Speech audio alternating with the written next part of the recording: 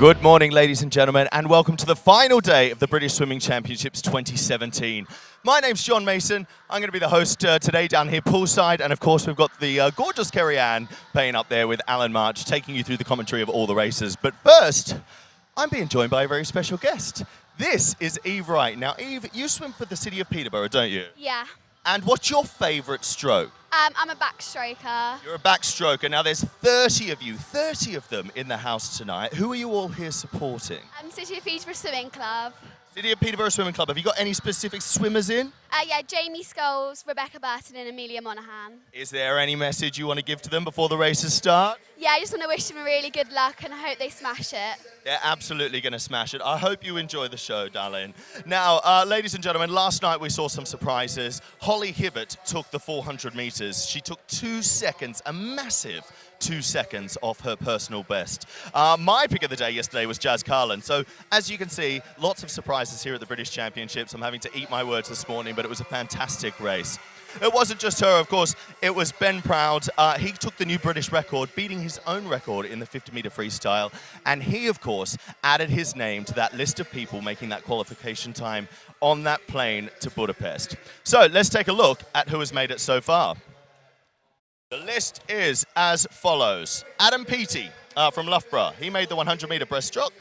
Jocelyn Uliet from Loughborough made the 200-metre breaststroke. Madge Litchfield from Sheffield made the 400-metre individual medley, and Duncan Scott made the 100-metre freestyle. Benjamin Proud adding his list to that name for that 50-metre freestyle. Can anyone do it again today? We're just going to have to wait and see. It's going to be a battle. It's the last day they've got to do it. As of today, we have a few heats this morning, and then, of course, finals tonight. So wherever you're watching from, this is how it's going to pan out. First up, we have the men's 200-metre freestyle. Keep an eye out for James Guy in that race. Can he make it 4 golds for this championships? We'll have to wait and see. The women's 100-metre breaststroke, Siobhan Marie O'Connor. She had a disappointing DQ last night, but she's back again in this event, and hopefully she's going to be making that time today. In the men's 200-metre backstroke, look out for Luke Greenbank. He's last year's champ. Can he do it again? In the women's 100-metre butterfly, Alice Thomas, silver in the 200 on day 3. Can she do it again in the 100? Well, we'll have to wait and see. And finally, we're finishing up with the men's 50-metre butterfly. Benjamin Proud is back. He got gold last night. He made the qualification time for that 50-metre free. We're going to see what he can do in the 50-metre fly. It's going to be an incredible day, ladies and gentlemen. Don't forget, we would love to hear from you. Hashtag BSC17. Get your tweets in, get those Instagram posts up, and join the conversation. This is the final day of the British Swimming Championships 2017. The action is about to start, so for now, it's over to Alan and Kerry-Ann, and let's have a great day. See you in a bit. Good morning, ladies and gentlemen, boys and girls watching at home, whether you're watching on YouTube or the British Swimming website page. Later on tonight, of course, we'll be on BBC's website page as well, the online page, so you can join us again in 3 different dimensions tonight, but only 2 this morning. But 2's got enough because there's only 2 of us up here. There's me, and good morning, Kerry-Ann Payne. Good morning, Alan Marsh. Thank you very much for having me this week. It has been so much fun. It has absolutely been your pleasure. YouTube, if you are watching us there, make sure you like and subscribe. Kerry-Ann, of course, what a competition on the back of some cornflakes to be able to sit here with me this year. Next year we'll open it up to everybody else. Only joking. Only joking. Send us your messages in, hashtag BSC17. If you've got any messages you want to read out, this one comes in for one Rio 2016 Pete Selby. Happy birthday to him. He's been watching all of the action. An avid swimming fan. To be fair, he's an avid sports fan of all dimensions. Happy birthday to Peter Selby if you're watching at home from Sheffield. Happy birthday. Dynamo. We've got plenty to come this morning, and only 3 lanes being filled in the first heat of the men's 200 metres freestyle. We'll move on to the women's 100 breaststroke after that. There are 10, count them, that's 10. I need both hands and all fingers for that one. 6 heats then follow for the men's 200 backstroke. We've got the women's 100 butterfly. There are 9 heats of that as well. The men's 50 butterfly get us finished off. 7 heats of that, and then we've an invitational 1500 metres for the ladies. My paperwork is now scattered right across the desk. And happy St George's Day, by the way. Happy St George's Day to you too. For those that celebrate all the others. We're celebrating St George's Day Yeah. by having some fast swimming. Yes, absolutely. And also massive good luck to everybody that's running the London Marathon today. Let us know if you're, watching. Have I missed that again? Marathon. Half an eye on the I've missed swimming. entering a marathon again. Every year. Every year. I must put it in my diary. Under avoid. Keep the tweets coming. Hashtag BSC17. Lots of interesting chats yesterday during the stream and afterwards as well. So do keep them coming in. Simon Richards says, good luck, Alan March and Kerry-Anne Payne for the last day of the stream. Awesome job this week. To be fair, we don't need any luck. Nope. As long as we find the chair and the button that turns the microphone on, we're pretty much job done. Jamie Scholes, City of Peterborough. We saw the young lady at the beginning of the show talking to John Mason. There are about 30 plus youngsters from the City of Peterborough up in the stands, and one of them they want to support is Jamie Scholes, going here 1:56.04 as an entry time. Jack Watson and Archie Goodburn are the next up. Aberdeen and Warren de Bar clubs respectively are the teams they are representing. So through the 25-metre marker on their way back down. 200 metres to get the morning started. Like a sprint to Kerry-Anne Payne. Totally a sprint. If the 400 yesterday was a sprint, then this is definitely a sprint. There were definitely people questioning your methods of a sprint in the 400 yesterday. Yes, especially Ewan Ingalls, who decided that his 50 breaststroke was definitely a sprint and anything more than that was not a sprint. So we'll agree to disagree on that one, I think, for now, Ewan. But at the moment, at the first 100, we had Archie Goodburn from Warren de Baths taking out that first 100, looking strong coming down this one. He is the youngest one in the field at the moment, so this will be a good swim from Archie Goodburn. He's had quite a lot of heats. We're getting to the last day now. Lots of these swimmers have done multiple events, things like 400 medleys, 200 medleys, 200 butterflies, and then now we're on to the 200 freestyle. So lots of swims happening throughout this week. We've seen plenty of names. Again, as I was highlighting through my programme of names to look out for this morning. Well, what we're looking out for here in lane number 5, Archie Goodburn flying away. And he's got a body length on the following two. It'll be Goodburn here, Kerry-Anne. Absolutely, a really good swim there from Archie Goodburn. He touches the wall there in 1:54.59. He was entered in on 1:56.03, so that is a really good chunk of time taken off of his entry time on there. Good swim from Archie Goodburn there. So we'll wait for the official results to come in.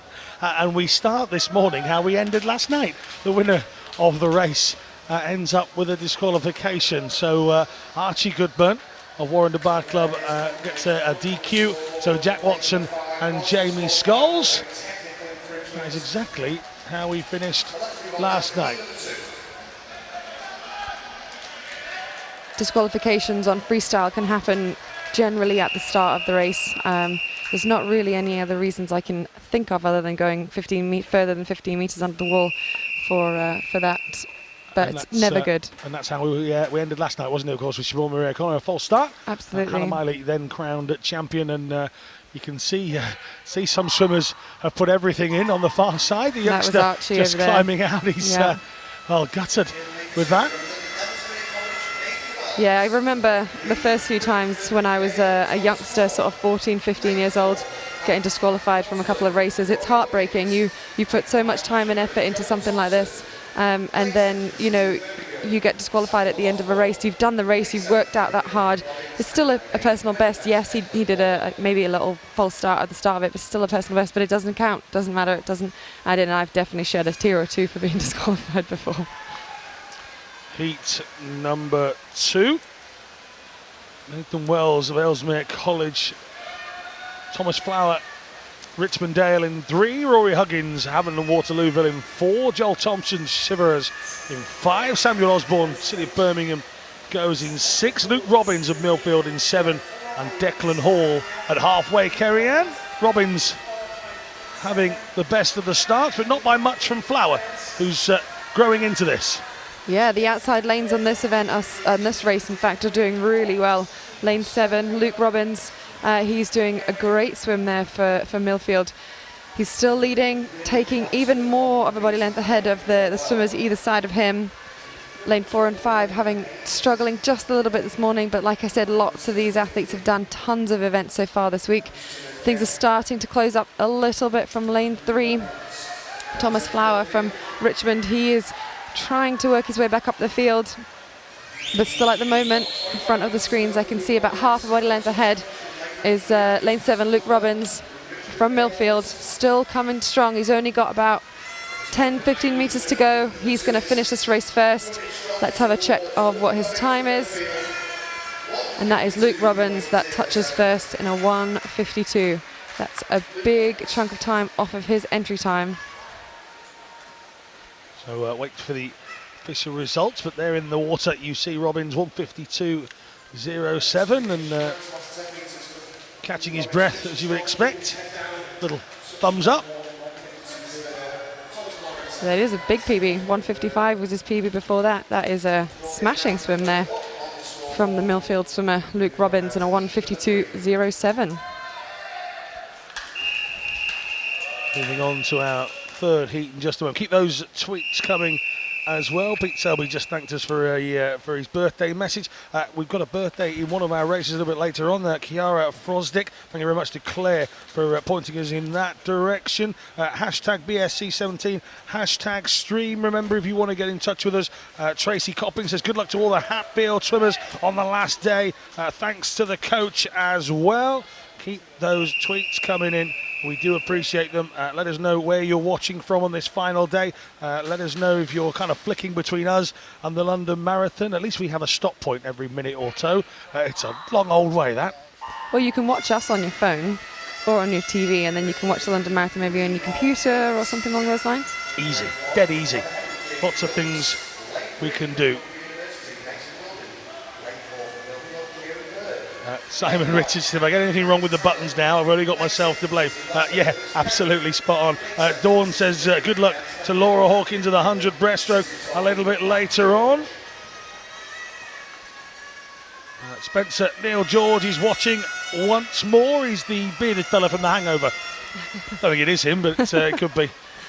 And Jay Manners says he's absolutely loved the stream this week.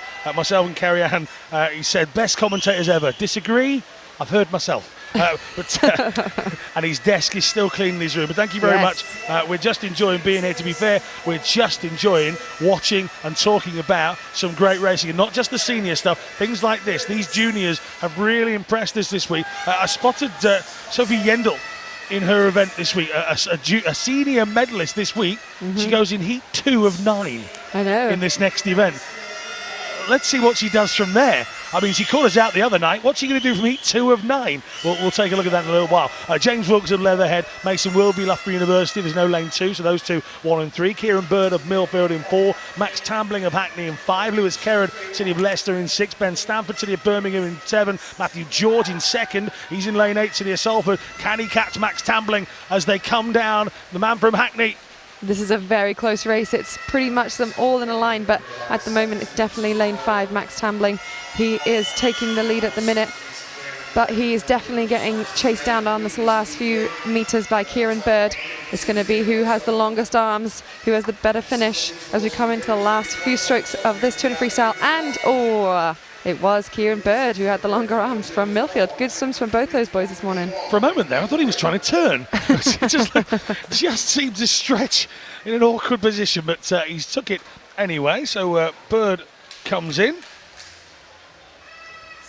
I'm avoiding winging his way to victory this morning. Tambling and Kerrod. He's made it under the 154 mark, so 153. I think he had a little fist pump there. See how close that was. Our man with his camera risking getting wet.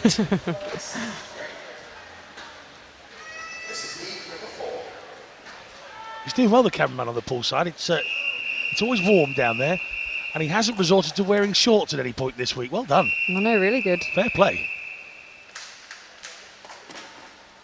Saw a man yesterday come in and he had a shirt, a waistcoat, a jacket and a coat. And me and Kerry Ann were just measuring the amount of time it was going to take him to take at least 3 of those 4 layers off. Yeah, we had a little... He looked like the kind of guy who would have had a vest on as well. Yeah, so he probably had 5. Yeah, definitely. I think by the end of the night he was wearing just the vest and maybe a hanky on the head. that pot of sweets were up for grab, wasn't it? But neither of us managed to catch him at the end. If you've never been to a swimming event live, then certainly in the evenings when they put the additional lights on for the TV cameras, it is warm. Very warm. Although the swimmers are still quite cold. Yeah, well, the pool is actually quite cold. So interestingly, the swimming pool, when it comes to competition times, is always a little colder than it would be in your normal training pools. Lots of clubs who swim and have learned to swim programs as well that come through their clubs. The pools tend to need to be a little bit warmer for the young kids, for the learn to swim, so that they're not shivering on poolside. But when it comes to competitions, the water is a lot colder, so that the athletes can dive in the water and they're not getting too hot, especially for the longer events like the 1500s and things like that. So when you come and train or do your warm-up, lots of people tend to not like doing it in the competition pool because it's always a little colder. Samuel Crabtree, Thanet Swim, goes in 1. Charlie Humphreys in 3, City of Sheffield. William Foster, City of Derby. Hello, Grandad. Sat at home watching. He's in 4. Ryan Retson in 6 of First. I'll see if Kerry-Ann can remember what that was for. Harry Constantine of Hatfield. Oh, she can't! City of Milton Keynes. Max Murphy in 8. I'll give you a clue. Falkirk's the first one. Falkirk, it was international? No, she's nowhere near. Falkirk Interregional swim team. Almost. What's international? Well, as the eye, it was just I'll leave it with you. Sorry, Murphy First. was doing very well at the turn. Hatfield's Constantine has come through from 3rd, and I think he's going to take first. Here he does. 1:52.79 from Murphy, from Humphreys, from Foster. That is almost 2 seconds under his entry time, which on my sheet here says that was the PB for him. So that is absolutely a great swim from those outside lanes. We've seen it time and time again on these heat swims that a lot of the early heats aren't quite the same as the heats later on, where the middle lanes are the faster ones. A lot of the swimmers on the outside have been taking the races and winning them from lane 8, from lane 7. There's your results on your screen now. Jessica says Luke absolutely smashed it. A little bit on. Helen Frosdick is now saying happy birthday to Kiara Frosdick. We've already done that. How many people like this lady? Another one. Morgan Coates says the same thing. Scarlett says let's go Angrid Evans in the 100-metre breaststroke. Karen Penny's enjoying the commentary. Good luck to Morgan Penny from Mount Kelly. Kerry-Ann's been learning all about them this week. Thank you very much to Karen Penny for your tweet as well. Now, in lane 2, we've got Fraser Miniken, Loughborough University. Elliot Clogg, City of Sheffield in 3. Thomas Kingham, Millfield in 4. Regan Lloyd, Team Ipswich in 5. Jacob Goodman, Millfield in 6. Angus Barr, University of Stirling in 7. This is heat 5 of 8. Kerry-Ann. This is a really interesting swim here. So Elliot Clogg's PB is a 1:58.8, but has been entered in on a 1:52, so that's why he might be in one of the outside lanes, but certainly a name to look out for. We've seen him a few times this week, and he's having a storming swim here. He's already a body length ahead, and we're only at that first 100 metres. He's now going through that first 25 of that third 50, and he does not look like he is tiring at all. He's going to come into this 1:50 turn, and he's going to be, I would suggest, at least a second and a half in front of the rest of the field. And he comes in and he does his turn 1.3 seconds in front of second place, which is lane 4, Thomas Kingham. Coming down to the last bit, Kingham is on his way up. He is now sitting pretty much at the hip level of Elliot Clogg. Has he maybe gone out a little bit too hard? I'm not sure, but it's going to be a tight finish when it comes to this last 15 metres of the swim. Into the final 8 then, and as they come to the 5, he's just about hanging on. I think another 20 metres there, and Elliot Clogg might have found himself in trouble, but Kingham got there in the end, 1:50.56 for second. Third went to Jacob Goodman of Millfield, 1:52.41. And Fraser Miniken is in fourth, 1:52.78. This is Elliot Clogg coming in to the finish. With a PB there as well. Yeah, got the 100-metre junior final winner is Elliot Clogg. Actually, Jacob Goodman in that race was fourth in that 400-metre junior final. a little bit earlier on in the week as well. So we're moving on to heat number 6 now. And we'll have Craig McLean, University of Stirling, going in lane number 1. Lane 2, Caleb Hughes. Lane 3, double checking we've got all the lanes this time. Lane 3, 1 Max Litchfield with a couple of IM golds and a few decent times tucked away in his kit bag already. And he's also got the bronze in the 400 metres freestyle race this week. He goes in 3. Stephen Milne, Perth City. Jay Elliott, Bath University in 5. Dan Wallace, University of Stirling in 6. Daniel Jones, Swansea Aquatics in 7. And Julian Chiang-Kyu Lin of Bath University goes in 8. Jay Elliott, 4th in that 400 metres. We'll be looking to improve on that, coach by Mark Skimming, who you just saw at the top of your shot. It's always great to see the coaches waving on their swimmers during the race, really encouraging them in their performances. We saw it last night with the Stockport Metro guys. Holly Hibbert, there was, what must have been 7 or 8 members of the team, plus the coaches, all waving her on in that event. And that's what you need, just the support from your swimmers. I was stood up here. I wasn't commentating on that. Joe Jackson was commenting, but I was stood right by the commentary box, up in the gods. You could not see, no way Holly could see me, but I was waving her on myself. And there's just something really cool about waving people on. You feel like you're helping them. You're part of the swim. You're getting involved in it. And goosebumps go. You could feel it was like not heat wave. It was like a Mexican wave even of goosebumps going throughout the field. It was brilliant. A hot Mexican wave. Yes. But it chills. Stephen Milne, silver in the 400, bronze in the 15. He wouldn't have gone anywhere near as quick as he wanted to, would he? No, he didn't. After coming back from Rio, we know about the long rest periods perhaps, but he would have wanted to be quicker. Let's look at this now as Milne does come in, 1:47.56. He's in front of Max Litchfield, he's in front of Jay Elliott, and with 2 heats to go after this, you would imagine that's enough for him to go through. Nervy faces there. You saw Mark Skimming just looking on for Jay Elliott's time, 1:49.06. I don't think that'll get him in to tonight's final. You can never tell. This is the first of 3 seeded heats, so anything really can happen from here. The first seeded heat tends to have to go quite fast. I think that's exactly what Stephen Milne decided then. I'm going to have to push this out a little bit. Just at the finish there, it looked like he almost crashed into the wall because he wanted to make sure he touched first so that he was the first of the heat to, be in a better position to make it into that final and into a lane that he would like to be in the middle to see everyone. So 1:47.56, 1:47.58, 58, sorry.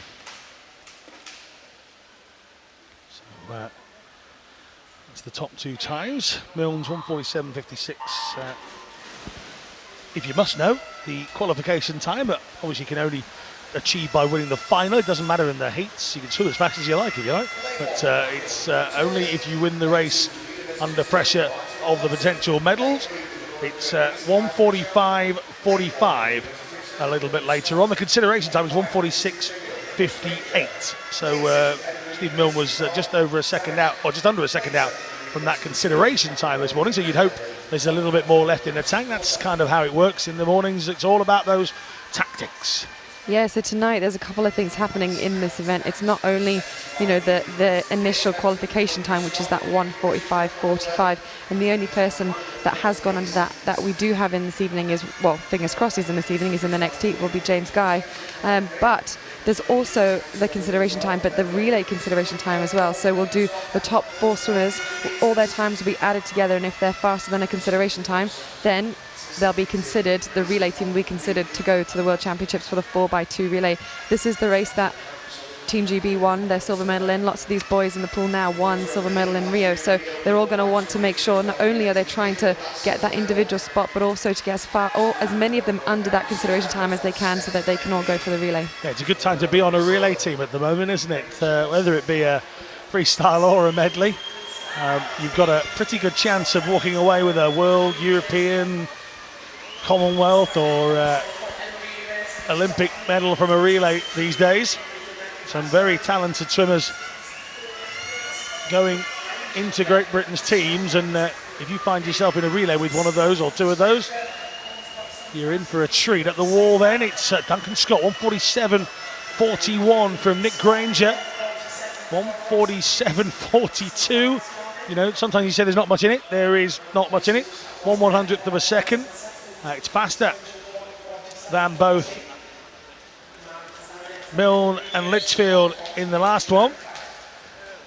It's just a little bit off his PB there for Nick Granger. We've seen him do 1500s, we've seen him do 400s, and he seems to have had a really decent heats from there in that 200. So his PB before was a 1:47.10, and he did a 1:47.42. So that's not a bad time for him to do in the heats. Hopefully that'll be enough for them to make it into the final. There, as you said, already quicker than the heat before. So we'll see how this last heat with James Guy gets on. The 100-metre champion winning his heat. Gold medal in the 47.90, that new British record in the 100 for Duncan Scotland. A big beaming smile from him when he got out. I was lucky enough to have Ross Davenport sat with me on the night. You were down there on poolside watching, and it was another one of those races that gave us a huge roar from this Ponds Forge crowd. Keep those tweets coming in. Cameron Swiss Cottage, hashtag BSC17, hashtag livestream. It says best of luck to Bryce Pousset in the 200-metre back. I hope I've got that right. Bryce Pousset in the 200 back, all from all the Camden Swiss Cottage team. Keep watching. Thank you very much to the guys there. Corinne McRae says, last day, hit the champs. Let's go.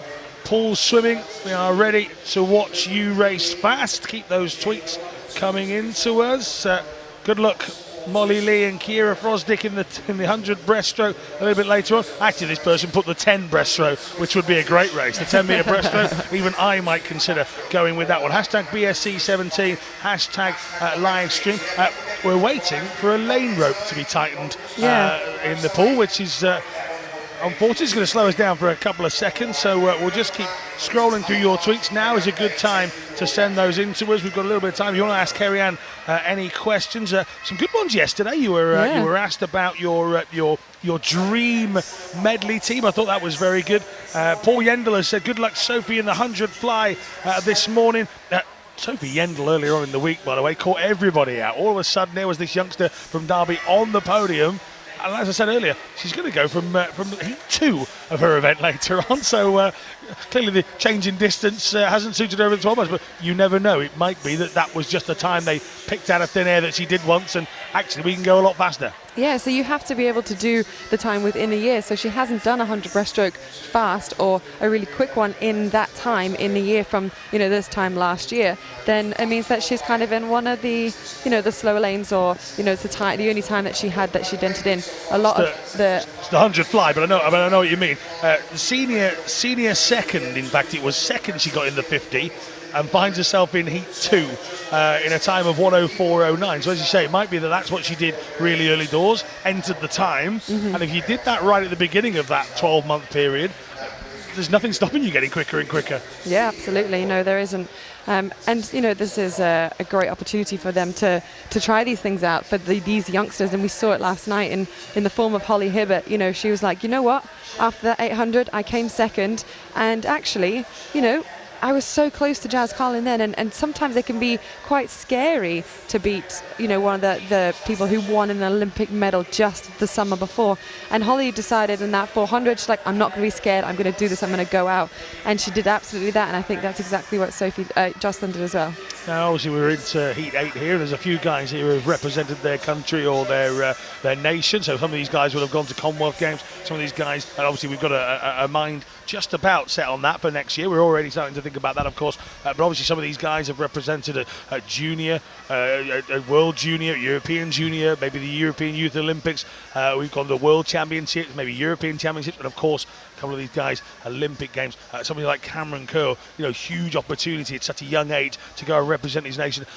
What does it feel like, that moment? How do you get the call? Is it is it an X Factor style? Does Bill turn up at your door in a great big massive limousine, knock on your door with the rest of the selectors, you're in, that sort of thing, or is it just a letter like from the Queen? It's just a letter, but it's not from the Queen, unfortunately. Well, you have a rough idea. We'll have a rough idea. I mean, we have a list in front of us of all the people that have done the qualifying time, and then we also have a list of people who've done the consideration time. The list, you know, it's a nice looking list, but it's not as long as I think we'd have liked to have seen at this point. So you'll have a rough idea, and the head coach, Bill Finesse, and Chris Spice, who's the performance director, they are here. So coaches will constantly be talking to them. I know that they've had quite a few meetings just recently talking about relay teams as well, which is something that we don't have on here, the consideration times for any of the relays so far. So, you know, things will start to make a big change. And you can just see actually on your screen there, this is a real psychological element here. James Guy has decided, I'm not swimming until that lane rope is tightened. I need to make sure this is the heat of the 200. We don't get semi-finals, so I need to make sure that I'm doing a really good swim to go into that final. You can see Callum Jarvis there taking off that big parka that we've seen him wear every session so far. And for him, that's him keeping as warm as he possibly can. James Guy sat down, conserved his energy, put his jumper back on, trying to keep warm, trying to make sure that he's prepared for this 200 freestyle. He's folded that coat up with the foil lining. He's put it in his bag, and that quiche will be ready by the time he's done this 200. I'm sure you used that joke yesterday Jacket as well. potato yesterday. Jacket potato. Look, they're okay to recycle if you slightly adapt You them. changed them. That's got the it. baby. I'm learning something new from you every day. This is like your own version of car share. But not as funny. Sonia Payne says, loving the swimming. I've been hooked all week. And Rowan Penny says, good luck to Morgan Penny in the 100 breaststroke. Love you, it says. Thank you very much. Keep those messages coming. So Jarvis Parkinson, Luke Howell, Cameron Curl, James Guy, Callum Jarvis, Timothy Shuttleworth, Michael Gunning, and Jordan Hughes. Did you notice that when the guy came to fix the lane rope, the moment he started, James Guy t-shirt off? It was like, I'm in charge of, like you talk about the psyche. Wasn't just that he wasn't happy with the lane rope. He bossed his own race there. He was the first one up. The moment that guy started tightening, like, right, I'm ready. Yeah, he was just. And everybody else has ready. kind of jumped into gear. It's very, very clever from James Guy there. Whilst he was right, he wanted the lane rope tight, and that's perfectly fine. The moment the guy got there, he was like, right, guys, it's not put me off. I'm ready. Let's go. And everybody else followed suit. And already they're now following him. Yeah, absolutely. He's clearly decided that he's watched a couple of the heats before, and he's seen that the lane rope isn't very tight. We really want those lane ropes to be as tight as they can, because it stops any wave from coming to any other side. By the looks of things, he's so far ahead at the moment that it didn't really actually make that much of a difference, but it would have made a difference for the lanes next to him. But yeah, he's decided, right, that's it. I'm making sure that I am having the absolute perfect race at the Olympic Games. The lane ropes will be perfect. They will be as tight as they possibly can. And he absolutely has the right, anybody has the right to say, I'm not swimming until this lane rope is tightened, or for whatever reason that they stop the race beforehand. And it really hasn't affected him and his confidence. I think he did that first 100 really fast. He's now, looks like to me, like he's easing off a little bit. He knows that he is in front. He knows that he's got the win on this race. And for me there, you can just see he's just absolutely slowed down. The slowest strokes, oh my goodness, that was such a slow stroke on that James Guy. That was very close to him not winning, but he did. I think Callum Jarvis came up just a slightly bit quicker than he was expecting then. That was the equivalent of the swimming stroke of my bad jokes. that was nearly very funny. James Guy, watch this last stroke here. Talk about just taking his time as he comes towards the wall. And the arm just goes up and eventually comes down. Oh, wow. That's the slowest time that we've had for a win this morning in terms of those last three heats. But I would certainly be a little bit worried if I was the rest of the boys, because of how slow that last stroke was. You even slowed yourself down there saying it. Maddie Harding says, let's go Metro. That's quite an apt piece of good timing from Matty Harding. Thank you very much. Good luck to Andrew Rain in the 50 fly from Julian Warner. Hashtag BSC17. Hashtag a live stream if you want us to see your tweets properly. It's the same hashtag for inside the venue and out. Thank you very much. Harry Needs says, shout out to all parents of the champs. You guys make it all so possible and worth it. Harry, thanks for watching us on the stream. Hope you're well. Keep those tweets coming into us. Hashtag BSC17, hashtag live stream or stream. We don't mind either way. The important one is BSC17. So we're a little bit behind our schedule due to lane rope being tightened. But the first set of events are now done. As you quite rightly said there, Kerry, and our 400-metre champion. Our fly champion on 2 occasions already this week. And our man that missed out on an Olympic medal by not much, James Guy, looks very good, but Steve Milne was fairly quick. Duncan Scott's in a good form with the British record already this week over a different distance. Let's see how that one pans out tonight. We'll move forward this morning into another event. This is now the chance for the women this morning here on the final day to take to the blocks, and we've got the 100 metres breaststroke heats. Molly Lee goes for West Norfolk, Charlotte Hume, City of Manchester Aquatics, Courtney Smith, City of Leicester, Grace Gidman goes Wirral Metro, and Hannah Sheehan of Wigan Best goes in lane number 6. I think we have our youngest, I'd certainly say she's definitely one of the youngest, if not the youngest competitors competing, but she's not in this first heat, she's in the third heat. Olivia Heron from Stockport Metro, she was born in 2004, which by my calculations, without seeing her exact date of birth, is makes her about 13 years old, which is just amazing that she's made not only into the British Championships, but she's, you know, she's fighting up those places in that third heat. She's ranked about 15th. Yeah, we'll come across Olivia Heron in just a few moments' time. So we're coming just past the halfway point on this first 100. And it's lane 2, Molly Lee. She seems to be just about fighting for the win, but it looks to me like we're just about to go the last 5 meters, and Courtney Smith has found a little bit extra. Let's see how this finishes. Yes. Courtney Smith, City of Leicester, finishes first in a 1:14.79.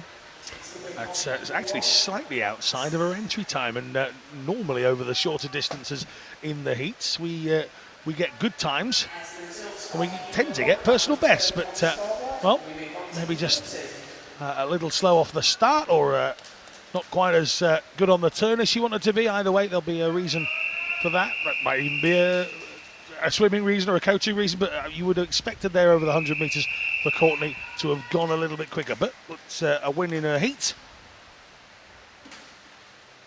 which makes way for heat 2, of which we have all the lanes full, which is good. Bethany Walker, City of Liverpool, goes in 1. Eva Vickery, City of Coventry, in 2. Laura Copping has people watching her on the live stream. We know that. They've been tweeting into us from Hatfield. Ayana Lawson, City of Milton Keynes, in 4. Shauna Johnson of Newcastle in 5. Maya Little, City of Oxford, in 6. Morgan Penny, Mount Kelly, in 7. There was also people tweeting in to support her. And Jessica Carroll of Yeovil going as well. Good luck, Spencer Williams of Brompton a little bit later on. Show them what you were made of. Hashtag live stream. That's from Lizzie Monkhouse. Marcella Kenny says, good luck to my daughter Kiara Morris, City of Cardiff swimming. Swim fast, darling. Hashtag BSC. Hashtag live stream. Keep them coming in.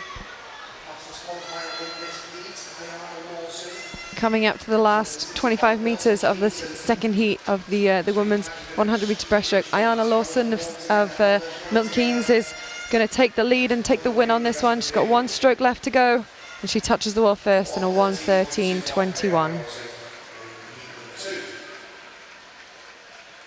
It's over a second under her entry time. I think she'll be pleased with that swim.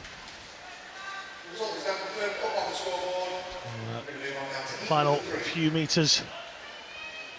You see Ayana Lawson comes to the touch. She could have gone a little faster than I think if she had timed her finish just a little better so she wasn't on half a stroke. Nearly a face first finish. Nobody wants that.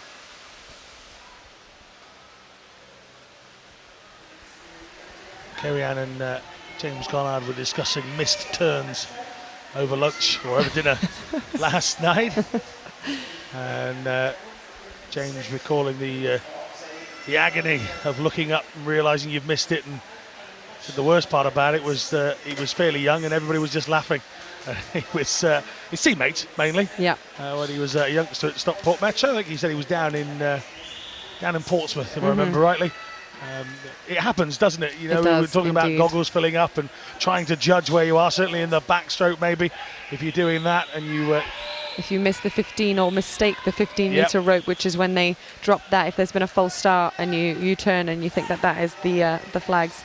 I think we've all done that, haven't we? And that's going to lead us on to our subject this morning. We've had a few. We've tried to change a few names of races so far. A good swim on this near side by Olivia Heron, by the way, who's leading from Fenton. Cowan, McDonald, Hodgson, McDonald, Gallagher and Kingham is the rest of the lineup.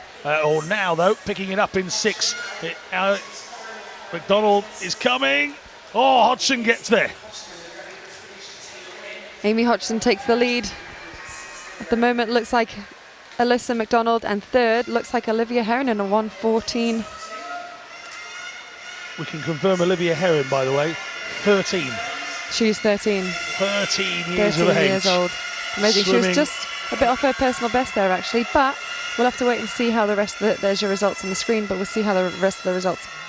Another factor, I suppose, on the last day, and the key is in what I've just said there, is it is the last day. Some of these ladies will have raced virtually every day. You know, I mean, if you aspire to be the next Hannah Miley, then you hopefully your coach is entering you into everything, a bit like Hannah's does, just because it's character building and it's good for the training. But some of these ladies will already be tired before they even get to the blocks. Really tired, yeah, and we saw that quite a lot in the 200 freestyle, the earlier heats of the 200 freestyle. Quite a few people who just didn't swim, and that will be potentially because they're tired. Maybe they've had a bad meet so far, and they're just deciding, right, I'm not going to do that. I'm going to call it a day. I'm not having a good meet. I'm just going to go home, or they're really tired, or any one reason really. But this is the last day. A lot of these girls, I feel like breaststroke has been on every day so far. I think it's because I wasn't here for the first day, so the breaststroke feels like it's been quite a big part of the meet so far. And now we're on the last day and doing 100 breaststroke. Good start. Good underwater work from Emily Lawrence, by the way, at the beginning, and in fact it paid off.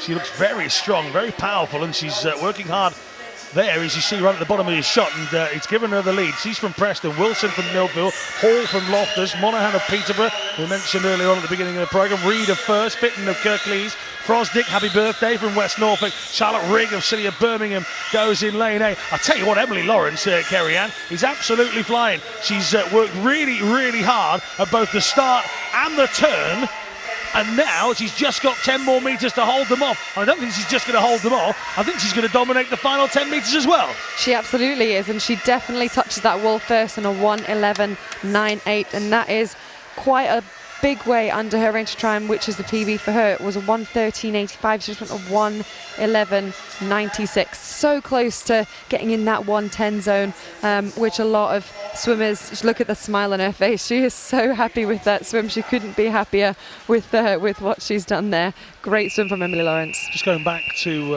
Olivia Heron, not only is she 13, she's only just 13. No. The 10th of April. Oh my goodness. Wow. Definitely a name to look out for the future. Wow. There is a talent that will want some nurturing.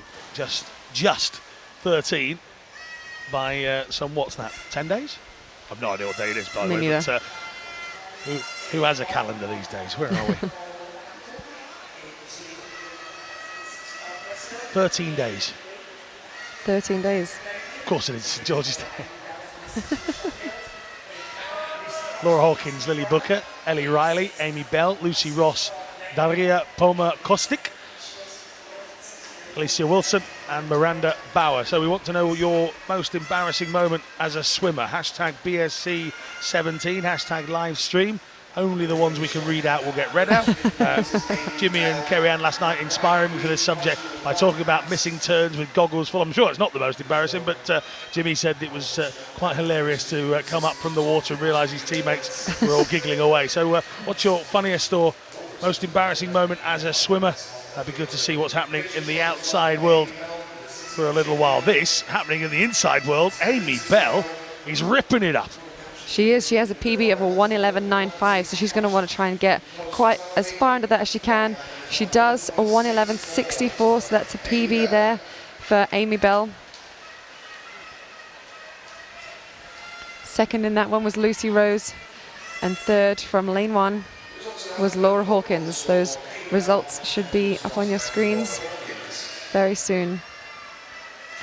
Ian Puchet is awake at 2 a.m. in Vegas, and not for those reasons. He is watching the great racing. He's watching the stream at 2 a.m. in Vegas. I think that's because he lost 15 quid earlier and he's given up at that point. He says, go Bryce. Bryce racing a little bit later on. Thank you very much, Ian. Hopefully you're enjoying the coverage out there in Vegas.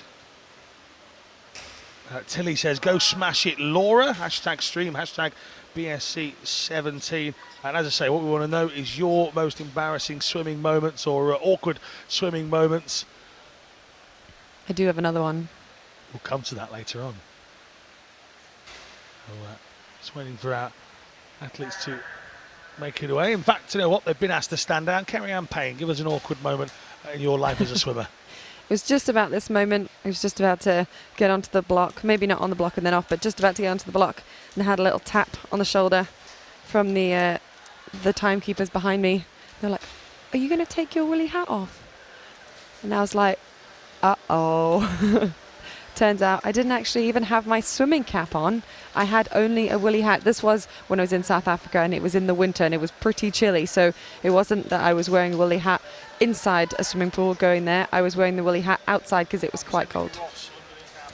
Looks like we were just waiting for some noise to die down from somewhere else in the building. The girls have been asked to step down from the blocks, so this will be, you know, a testament of character now from this race. We've seen quite a few issues this morning in terms of stopping and starting again, and stopping and starting. We saw that there was one of the breaststroke swimmers as well. I think was it breaststroke swimmer or freestyle swimmer that had a problem with his goggles just at the 50 freestyle the other day, and he then had to take his hat off, change his goggles, which meant that the start was a little bit delayed. So generally, if it's your issue, if you're the athlete that has the issue, so your suit rips or your goggles come off or your hat rips or something, you have this little extra spike of adrenaline. And a few occasions it's happened to me. I've either been late for a race, something along those lines, and then I kind of, you know, had to run on poolside, but I was full of this adrenaline. Actually, I had a really good swim. So this is a different situation. None of these girls have had anything specific. You know, we look across the lane, a couple of girls sitting down, a couple of girls standing up. You know, body language now is probably where you could see quite a lot of things happening within the race. Lane 5 of this heat is Rebecca Burton. She's sitting down, she's put a jumper on, she's trying to keep herself warm, keep herself ready. The other girls joining in on that as well. Lane 6 doing the same. Anna, she's you know, trying to keep warm. All the girls' legs are going crazy. Oh, this is one of the most nerve-wracking moments for me just before the start, but that's it, they're off. We're just about to get going again. Some sort of exterior noise within the building is putting some of the swimmers off, apparently. So that's been dealt with. The words are medicine and ball. A medicine ball. As in bouncing them. Yeah. It's not a gym. It's not a gym, but a lot of the new thinking, a lot of what's changed a lot in British swimming is that people are starting to do things slightly different, ask different kinds of questions. How can I be as prepared and as warm for my swim as I possibly can? And I would imagine that is a swimmer who's probably coming in either a little later on. It could be one of the older swimmers a little later on, getting prepared, getting ready, firing up the muscles that they need to fire in order to have a really good swim. So yes, it might seem a bit strange that they're bouncing medicine balls. They probably should be trying to do something about the noise, though, because I don't want to interrupt anybody else's race. So we have Kaylee van der Merwe, Emily Wood, Hayley Montier, Nee Robinson, Rebecca Burton, Anna Doughty, Ingrid Evans and Rebecca Kleins. Several people sending messages in for Ingrid Evans a little bit earlier on. Matthew says missing the blocks on a start is the most embarrassing moment. How do you miss the blocks on the start? I'm just trying to... What? Well, we need more, Matthew, than that. Kerry is having a sport overdose by watching the marathon and the swimming. Into the final 5, and on the far side, Kleins and Evans at the touch. Oh, Kleins just gets there. 8/100ths of a second from Anchorin Evans of West Suffolk. And then Hayley Monteith in lane 3 gets third. Very good swim there from the outside lanes of Rebecca Kleins. She was one of the ladies that was stood up instead of sitting down. Clearly that worked well for her, and she did a 1:10.81. Moving on now, that was heat 6. This is now heat 7 of the women's 100 meters breaststroke.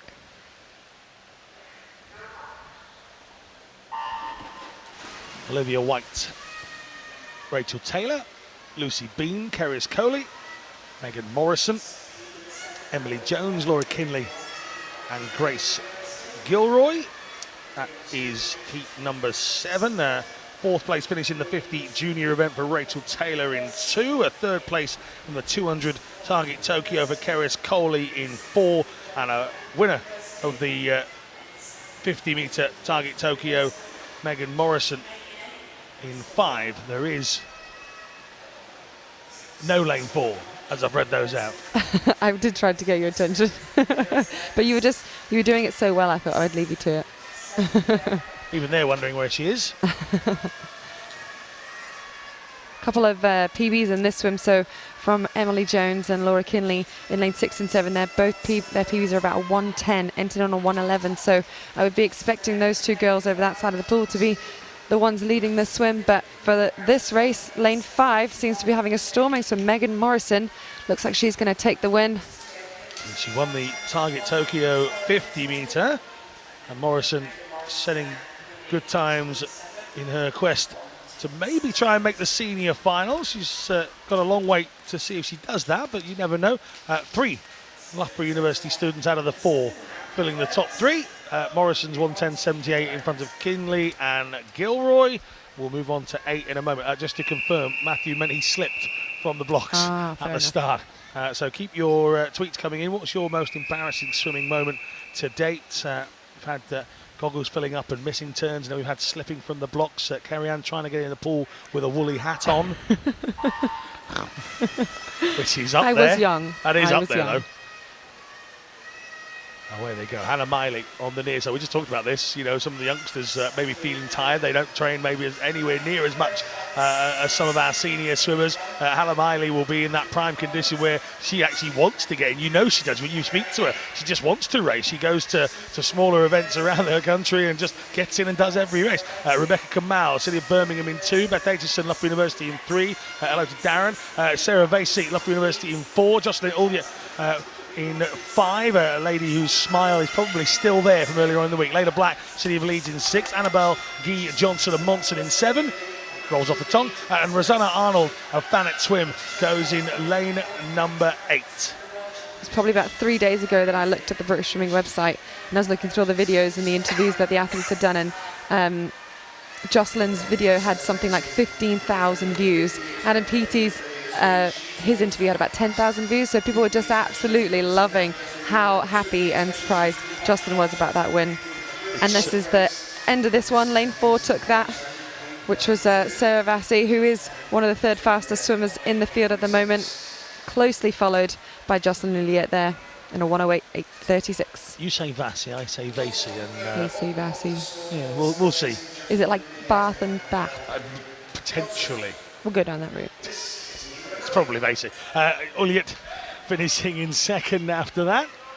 So another good swim from her. At 200 metre gold.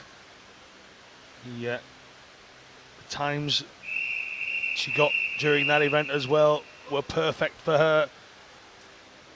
So she hopefully will progress with Vasey, who picked up a silver in the 50 metre event as well. Layla Black was the junior winner over 200 in that last heat, which we'll be hoping to go through to the next round of this contest as well. This is 9 from 10. We've got Robertson, Evans, Matz, Tutton, Renshaw, Hanlon, Adams and Johnston. The 2 ladies in the middle of this pool, Chloe Tutton, Molly Renshaw, both went to Rio, both did the 200, and both weren't on the top of the podium for that 200 breaststroke. We saw the lady that was on the top of the podium, Jocelyn Uliet, in the heat before. Both of these girls are going to want to make sure they try and get onto the top of the podium for this 100 breaststroke. It's a different race, different tactics involved, different things that you need to do. But Chloe Tutton, I know, is going to want to try and get into as good a lane as she possibly can. We said this the other day, as a breaststroker, you only have peripheral vision, you can't see everything, whereas in the freestyle events you can look across the pool. So being in one of the fastest lanes with the fastest girls around you will give you a better opportunity of seeing where everyone else is. As they come down towards the finish, and Chloe Tutton, 6th in her Olympic semi-final, is winner of this one.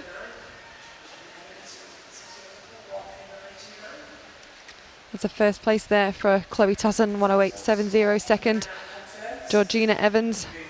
And third was Molly Renshaw from Loughborough University in a 109.54. There's your results on your screen. Tutton going 107.29 back in the summer.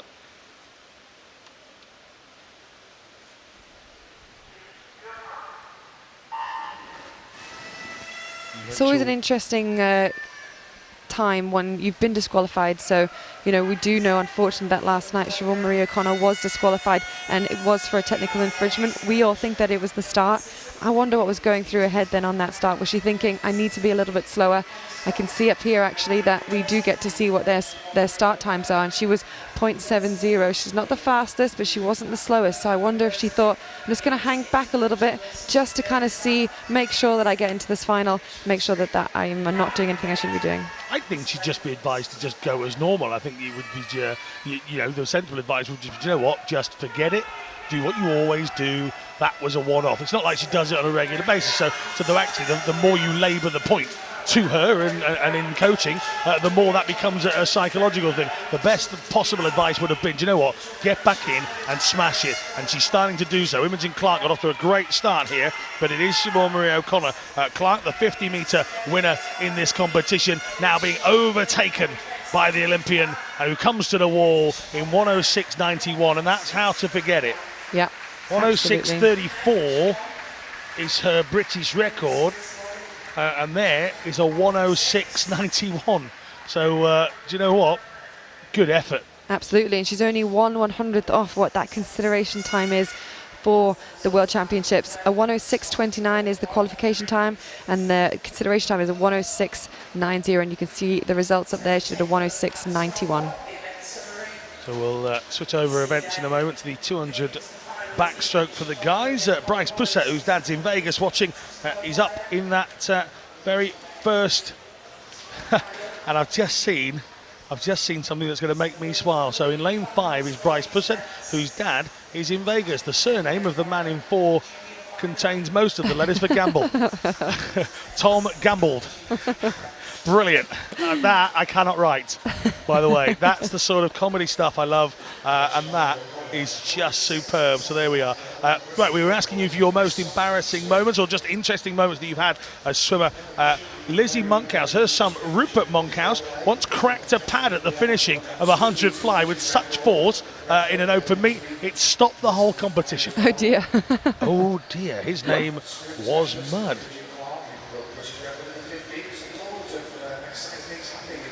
So there's a change of events now, which means that we have to add in the wedges for backstroke. So it's a little, or it's a ledge, I think, rather than a wedge, a ledge into the pool so that the swimmers have a better start. Spencer says that in one of his very last races, his foot slipped at the start and he landed on the lane ropes and ended up with some bruised ribs. Ouch. I wonder if he was disqualified for that or didn't swim. There you go, Spencer George. That was Kerry Ann Caring. No, I am. I said ouch ribs. first, and I'm very sorry, but I'm just interested. What happened?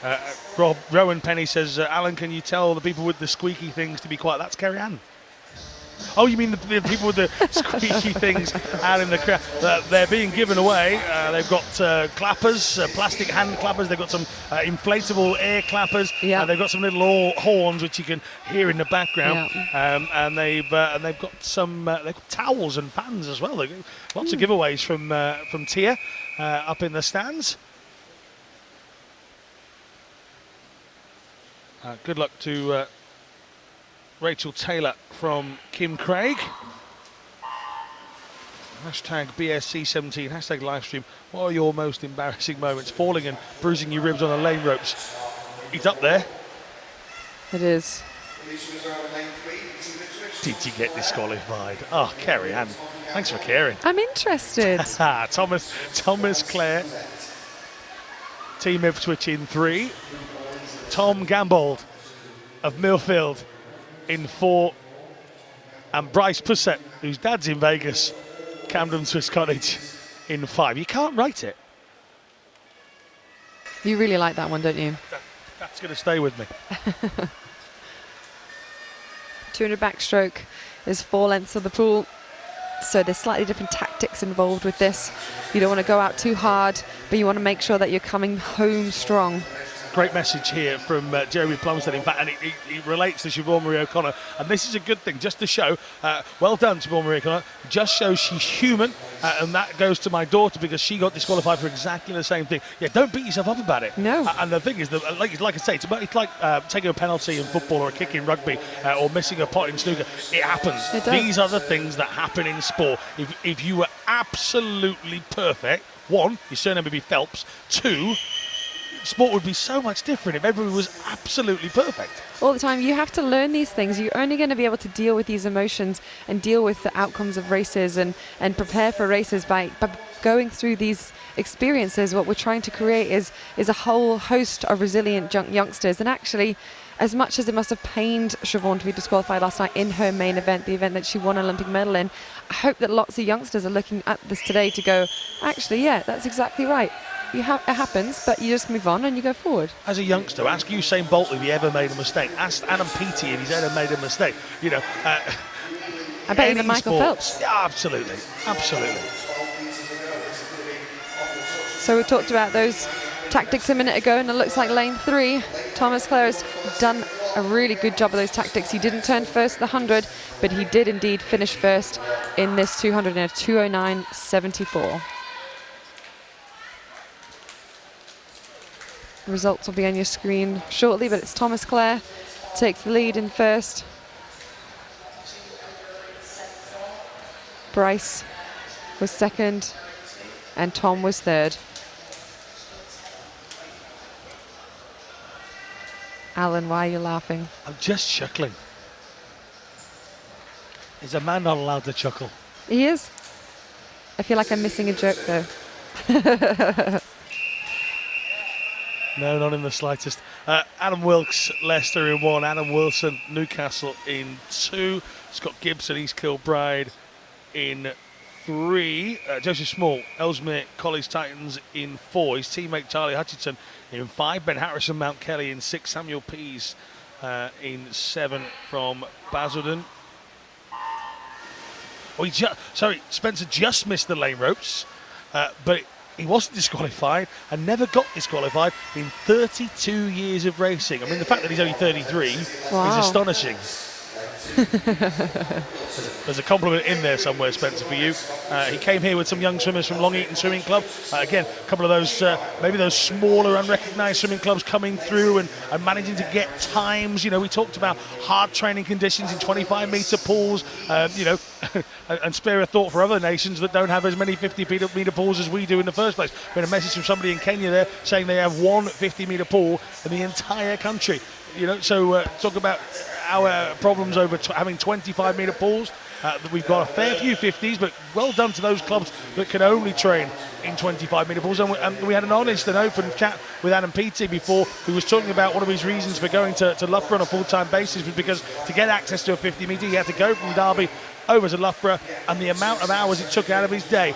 Wilkes, Wilson, Gibson, Small, Hutchinson, Harrison and Peace. Big thank you to the coaches at Ellesmere College who came and brought me a hat. Oh, I've got a cap that says cool. the word Titans on it. I've been looking at them all week going, do you know what? That's great. So if anybody else wants to come and give us some swimming paraphernalia. I will make sure that I tweet a picture of you wearing that hat later. Have I got to wear it? Yes. Well, that's why you wanted it. If anybody's got some talcum, that'd be great. I'm never getting out of my massive head. So if you've got a swimming cap and you want a picture of it with us up here, bring it in. Hutchinson is flying. Talking of Ellesmere, we've been watching this young man over the course of the week, and born in 02, he's the youngest of all of the swimmers in this one. And look at the lead. He is absolutely smashing up this heat. I'm sure that his coach Alan Birch will text me in a minute to say that he may have broken another record, if anything to go by. If I'm just looking at how far ahead he is of the rest of the field. So Charlie, he's entered in on a 2:08. We'll have to wait to see. This is going to be miles under that 2:08 time. Well, of course, he's going to touch in a 2:04. 59. Wow. Well, he's had Chris Walker-Hebron as an inspiration there at Ellesmere as well for a long while. That is huge. And it is a new age record. Our Statman Ross, that's not his actual name, but Statman Ross is next to him. I've made him sound like Scatman John from the late 90s. If anybody remembers that, by the way, I'd love to see a tweet. Scatman John, if you can tweet the lyrics to that. But our Statman Ross is just nodding away. That is easily an age record for Charlie Hutchison. And we're getting, again, we talked about this right at the beginning of the week, the new cycle at the end of the Olympics, looking towards Tokyo. The reason for the juniors, the reason for the Target Tokyo finals is purely because we now need to start to see another batch that in 3 and a bit years' time will be out in Tokyo. Hopefully we're there, me and you are there, we're cheering them on, and people are talking about names that me and you could say, I remember 2017 in Sheffield when that guy there did this, and like Sophie Yendel went from heat 2 of her race, and we will be able to sit there, and hopefully you guys at home watching the stream from now until those Olympic Games will keep trying to bring you the best possible coverage of all the swimming events we can, and you guys can sit there going, I remember seeing him. Absolutely. And these opportunities here on this, for the younger ones, for the juniors, there are 3 different qualifications that they can do. There's the European Juniors, there's the World Juniors, and there's the European Youth Olympic Festival. So, it's not necessarily about the first person that touches, it's not the second, and there's potentially the third person that touches the wall in those junior finals. That's why they're so important. That's why they're so stacked with great swims, with really kind of fast heats, fast finals, so that they can kind of get through and get going, so that they can make those teams, make those qualifications, so that they can get the experience, so that in 3 or 4 years' time they're in the senior finals and they're making games because they've had the experience of racing on a world stage. George Lehman goes in 1, Jack Shillinglaw in 2, Nicholas Pyle in 3, Johan Evans, as we were advised the other day, Charlie Brown in 5, Matthew George in 6, Marcus Day, 2 Salford swimmers next to each other, and Lucas Williams of rugby goes in lane number 8. Andrew Watkinson says, hi guys, I'm back for the finals tonight. I'm loving the swimming and the commentary. It's great. The Watkinsons of Doncaster Darts. Thank you very much. Keep them coming in. Di Wheeler says, good luck to Sam Pease in the 200 backstroke. Harry Needs. He's got his own embarrassing moments. Trunks falling to the knees was a little bit embarrassing in a 200. Oh no. Thank you very much, Harry. He's even given us the hashtag embarrassing swim moments. Keep those coming into us. Rowan Penny saying, even though I live in London, I travel for an hour to get to a 50-metre pool. Everybody behind the scenes in the world of swimming is trying to make that better. We really are, and hopefully this sort of coverage, this sort of interaction, these sort of knowledgeable people sat next to myself giving you information, we can really start to grow participation again and get people back swimming and grow the sport to where we want it to be. At the wall here, Johan Evans, City of Cardiff, 2:05.11. Nicholas Pyle down in 4th in the end. He actually got 4th in the junior 100-metre final. Second was Matthew George of Salford, and Jack Shillinglaw of Ellesmere College Titans goes in 2. Quick mention for Jack Law, by the way, the Great Britain diver winning gold in the Diving World Cup out in Canada, in Windsor. So a good mention to him. We're a British swimming family, incorporates all of those elements. So a big well done to our divers. I think Tonya Couch picking up a bronze as well in the team event earlier on in the week.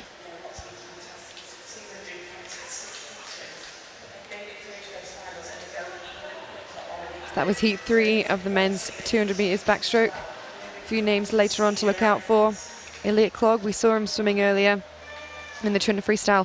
Luke Greenbank, Brody Williams, Craig McNally. A couple more heats until we see those boys. Xavier Mohammed coming into the heats of the Trinidad backstroke. Question here is, are there only British nationals participating in the meet? Or is it an open event? It's not only British nationals, but it's not an open event. You must be registered for a British club to compete. And then you swim under that club. But can't medal if you are I don't think you can make British. the finals either. So Richard Nagy is a good example of that. Swims for the city of Sheffield, an Olympian for Slovenia, I think we said. But he can't medal or compete. I think Kerry-Ann's right, can't compete in the final either. So if you are here swimming, I mean, Ruta Melatiti was a prime example when she swam for Plymouth Leander. She swam all the time here at British events and youth events. And unless the final was an open invitational, sometimes I think they used to give invitational medals to winners of races.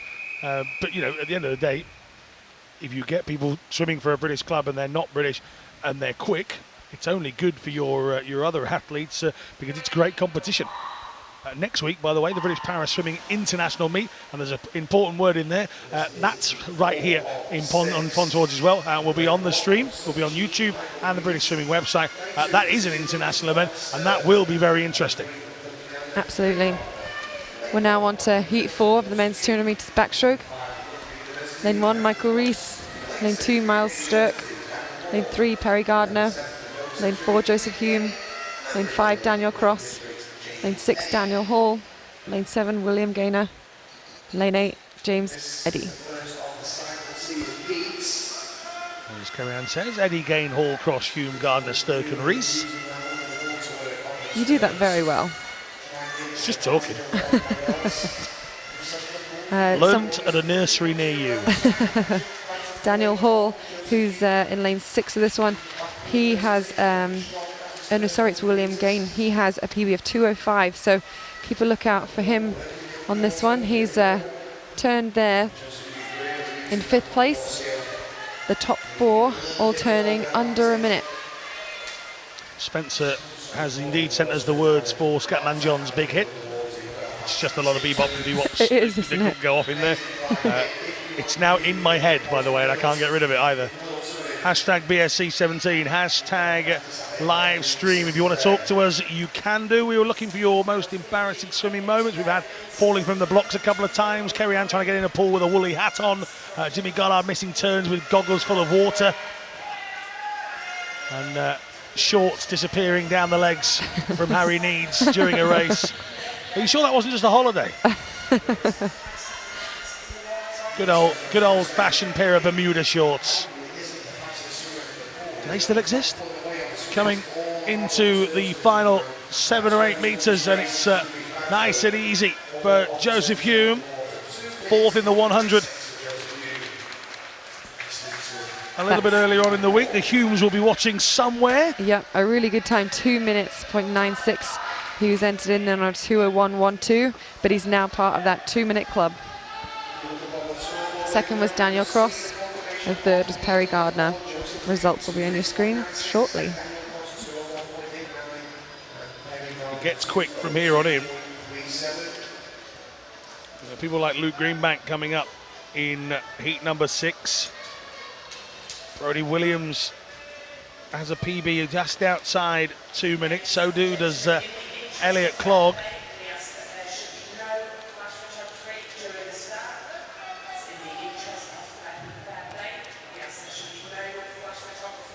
So can Brody Williams improve his personal best? 2:41.05 1:47 at the British Summer Championships last year. A 6th place finish in the British Champs last year as well in a 2:01.30. He's actually a European Youth Olympic Festival final gold medal winner. 2:03.95 back in 2015 when we were looking for selections for that European Youth Olympic Festival. So he won that race.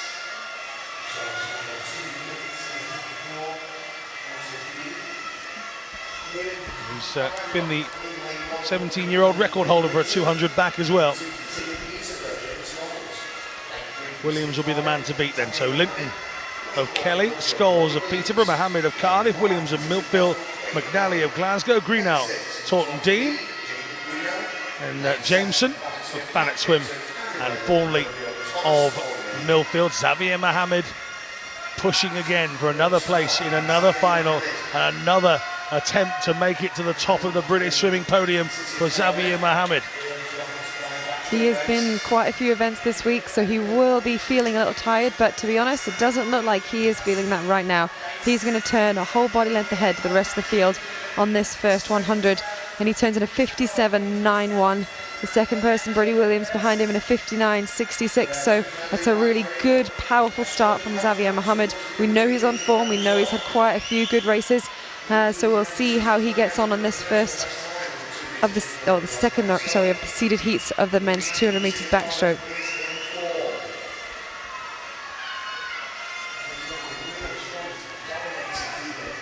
Got Craig McNally as well. He's in lane 5. He's starting to make his way up the field. Craig McNally's PB is a 1:55.67, so he should be up within that field. Craig has a very, very quick stroke rate coming down the last few meters. You can see it there start to pick up. He'll have been able to see on that turn that he wasn't in front.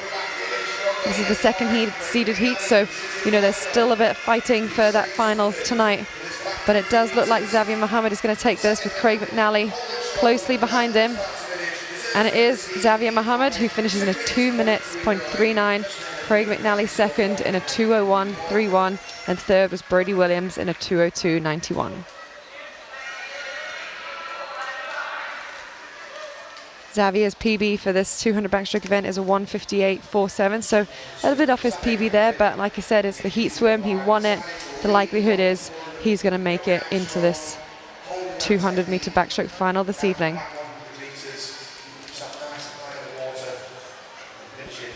Had a disqualification on that one again from Max from Thanet, unfortunately disqualified. But first Xavier Mohammed, second Craig McNally from City of Glasgow, and third Brady Williams from Millfield. The last heat of the men's 200 meter backstroke coming up. Luke Greenbank, he's the one to look out for on this. Had a good 100. Let's see what he can do for this 200.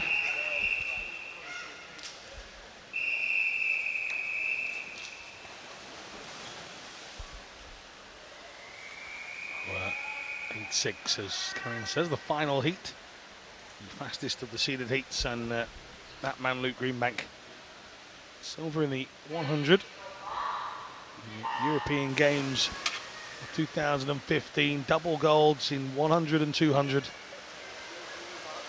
He also picked up the 100 meter bronze at the World Juniors in 2015 as well. Another young talent that we're hoping goes over that hurdle into the seniors and pushes on again from there. And he's like a ceiling, isn't he? Each time you reach how quick you really should be, and if not better, for a certain age. And then when you get to the seniors, you start looking around at people who are going even faster, and you think, I still need another second, or I need another 2 seconds, or if you're fighting against Katie Ledecky, I need another hour. Where do I find that back?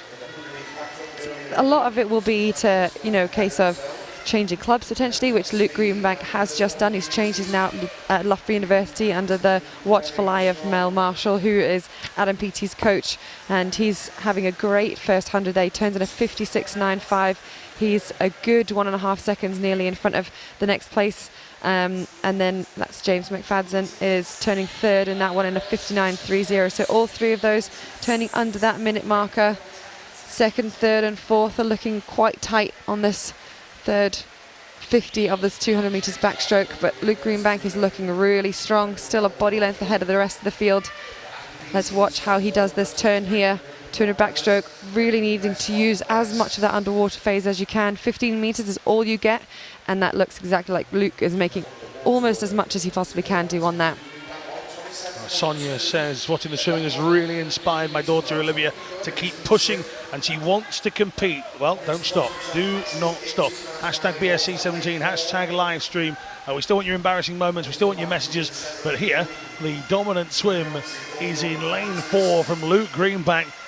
Qualification time for later on in the men's 200 back is 1:55.89. Greenbank is inside 1:58 in the heat. So a big round of applause from the crowd up on this near side. Love to have Greenbank and Barrett in 1 and 2. 2 minutes 16 for Barrett. Jay Lelliott 2:01.35, and that is the final heat of the men's 200 meters backstroke event.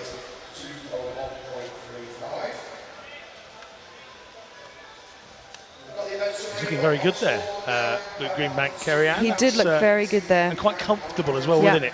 For a heat as well, he looked really good coming down that last 50. I think he could maybe utilise a little bit more of his skills there, and by that I mean the underwater phases. He was just off the 15 metre mark. I think he can push that a little further, try and get a little quicker. One of our words from earlier on in the week, we've had a few words, different words for different days. Wow was one of ours from earlier on, and Ian Salt is using that. It says Olivia Heron, wow, hashtag Wolfpack, hashtag 13. Just 13, that's what we found out. Just turned 13. What a swim from that young lady. Keep those tweets coming in. Hashtag BSC17. Hashtag live stream. Once again, if you have an embarrassing swimming moment, we wouldn't mind hearing it.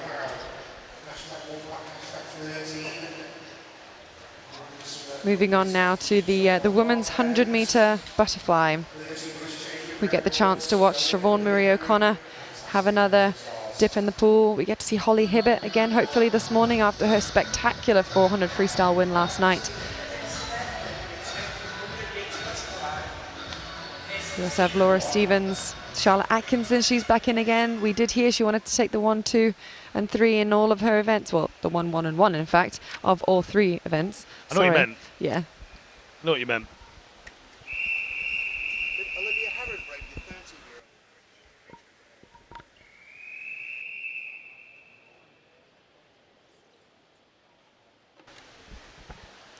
You might have heard James Goddard there. Yeah. He is loud. They say I'm Looking loud. at stats, yeah. Looking for stats. Get back over there. Get in the venue. That's where he's working. Tegan Drew, Bailey Harrison, Molly Robinson, 100 fly. And these events will do just that. They'll be in and out before you know it. And these 3 fairly even carry on as they come down towards the one and only turn. If you've never been to Ponds Forge International Sports Centre, there's a full set of diving boards here as well, just behind that board. In fact, well, not just behind the board, they're quite high obviously, but you can see our officials looking on. Robinson, Drew and Harrison. Again, more officials there just checking everything's okay, and teammates watching on as well as our camera right down by poolside catches them come through 25. It does look like Molly Robinson will take this one, Kerry-Ann. It does. She looks like she's had a good start. She touched first at that 50. She's going to carry on through now. So the butterfly events and the breaststroke events, it's really key to touch the wall with 2 hands or else you get disqualified. We haven't seen too many disqualifications in that kind of technical infringement, but she just put Bailey there at the finish. Molly Robinson touches first in a 1:03.89. Bailey was second in 1:03.96, and third was Tegan Drew in a 1:05.13. Quite far under the entry times that Bailey and Molly both had. PBs for both of those girls.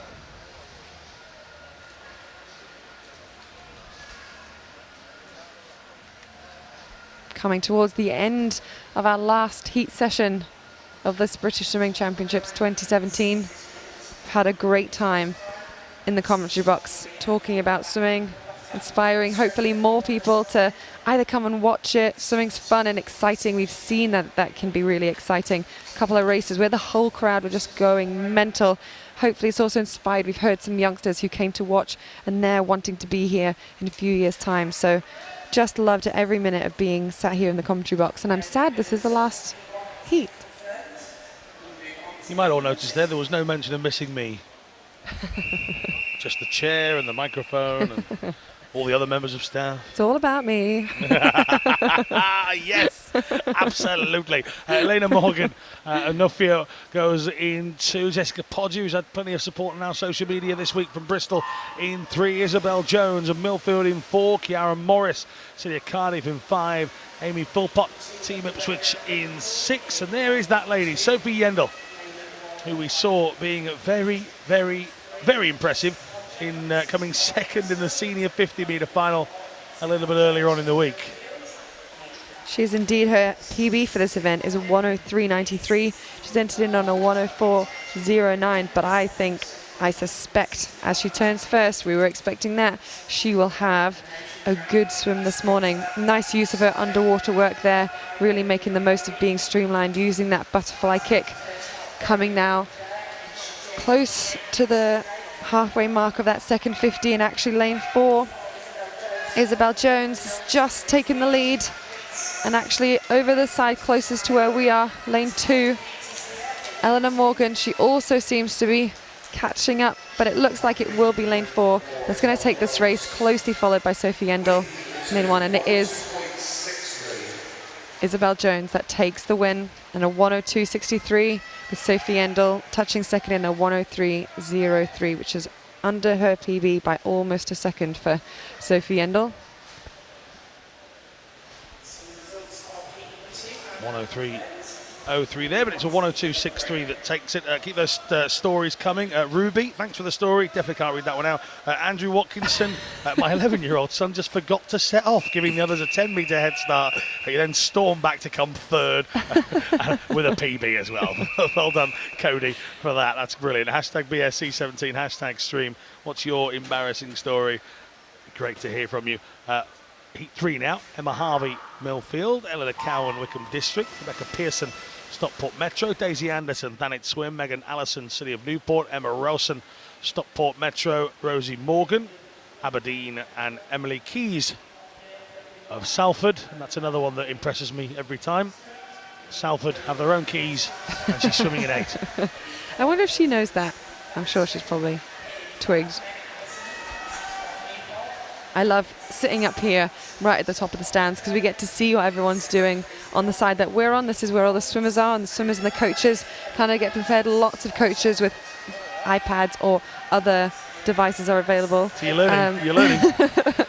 And video cameras and phones filming races, so that it's so quick now to be able to have a watch of your race, see what you did well, see what didn't go so well. You can have, you know, with your coach, a very quick debrief of the race. But on this swim, we're having a storming swim from lane 1 from Emma Harvey from Millfield. She is going to hopefully take this heat. Oh, she's just started to tire a little bit, and she just manages to hold off. Emma Harvey touches first in a 103.30. Those last 15 metres would have been like trying to drag Kerry Ann's suitcase for a weekend along. Did you see my suitcase this morning? For a weekend, yeah. I wondered if you were packing all the camera gear as well. Huge! So 103.30, as you say. Emma Harvey gambling with the speed of which she set off, and just about paid off. If we were swimming 112 metres, she'd have been 7th. Yeah. Fisher, Cocking, Harris, Decker, Wilson, McRae, Alcaraz, which could be Alcaraz, and Parker. My international head says Gaia Alcaraz, but we'll see. If anybody knows, I'm sure Alan would love to hear. Well, that's how you learn. You know, people genuinely believe that, and this goes for every sport, but I think people genuinely believe that the guy on, or the lady on the end of these microphones knows literally everything. That is you know, let's blow that story out of the water. That is just not true. Yeah, there's so many people, so many youngsters coming in from all around the world. We do have some international athletes, some athletes like myself who were born in a different country, maybe named slightly different names, and then you come in and there's PBs you need to look at, there's events that they do, different events that they do, breaststroke, freestyle, backstroke, medley. But we love it. We love when someone tells us what needs to happen, how you say someone's name, or that they've broken a British record or something like that. At the finish then, Wilson, McRae, Decker, Harris, Cocking. I think we'll need to just wait for the official times, but in 5, Alicia Wilson, 1:01.48. How's that, Karen? That's good. She looks like she was loving that. Clearly, a PB for her there. She's very happy with that swim, still smiling. I wonder if she had maybe another Easter egg she could eat if she did a PB on this one in the morning. Is that the sort of thing coaches would do? You know, we sort of line a few Easter eggs up, or a few treats, or something that you can only have if you work really hard in the gym or in a session. Is that, I was going to say bribery, but it's not bribery. It's just kind of an inspiration, isn't it? We talked about earlier on, somebody was saying that when they broke a county record, they actually got cash for that. You know, so there are little inspirations that you can give. Is that a good coaching mechanism? I wouldn't say it was a good coaching mechanism, but it definitely works every now and then. And if you look at where we are here, we were just off Easter weekend, basically. Easter weekend was last weekend. A lot of these athletes coming into here would probably not have eaten any of their Easter eggs or any of the chocolate that they got, but lots of people will have been given them. So, yeah, hopefully they can now get 1 or 2 of their Easter eggs now as they go through. The official results for 4 now coming up on the screen. No, apologies for the delay. Alicia Wilson, it was in 1:01.48. All the way down to Rebecca Fisher in 8th position. So that's the start list for 5. Perry, Elliott, Miller, Williams, Bergen, Southwood, Ruskowska and Leybourne. Couple of tricky names for you this morning. You like a challenge, though. Love a challenge. There's a couple of ladies from Uzbekistan in the para-swimming world that you have to write down. You just have to write them down phonetically. You know, it's not because you can't say them, but if you're from Uzbekistan, you speak that language, you can say those things as a difficult word in English would be to them. So it's the same way around. You know, I've sat in events around the world and heard British names called very badly, but you know, until you hear them the first time. Robbie Rennick, his name was read out as Robbie Renwick a couple plenty of times, plenty of that. times, yeah, over the years. So you know, it's even the ones that we consider would be simple, it's for the next person not so easy. Ruskowska in 7.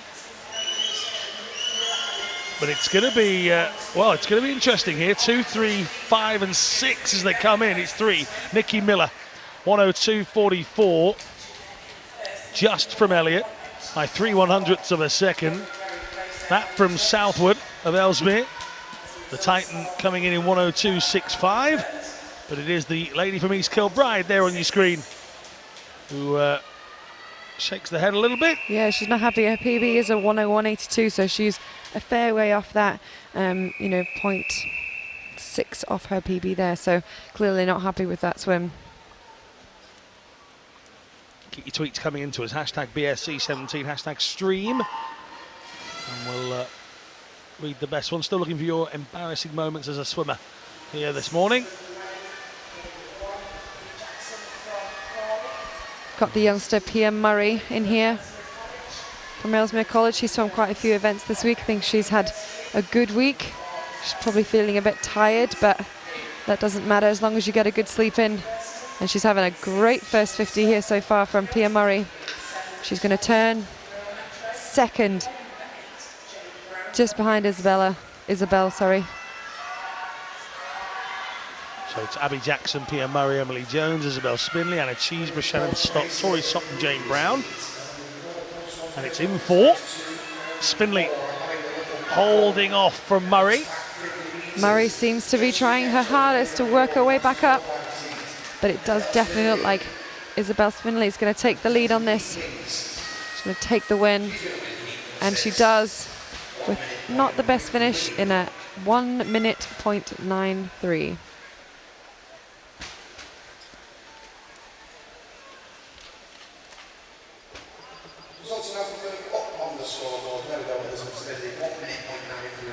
So there's your results there. First, Isabel in a 1 minute .93, Pia Murray second in a 1:01.74, and third, Anna Cheeseborough from Loughborough University in a 1:01.94.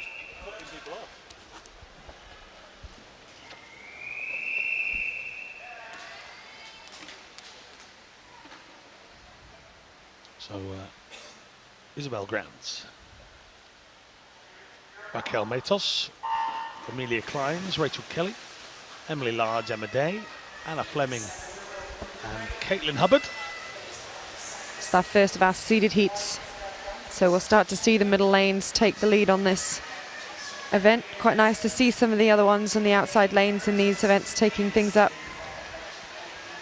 The likes of Raquel Matos from Edinburgh University. Her PB is just a 1 minute .02. She's so close to going under 59. Let's see how many of the girls in this, of the first seeded heats, will go under that minute marker for this 100 meters butterfly.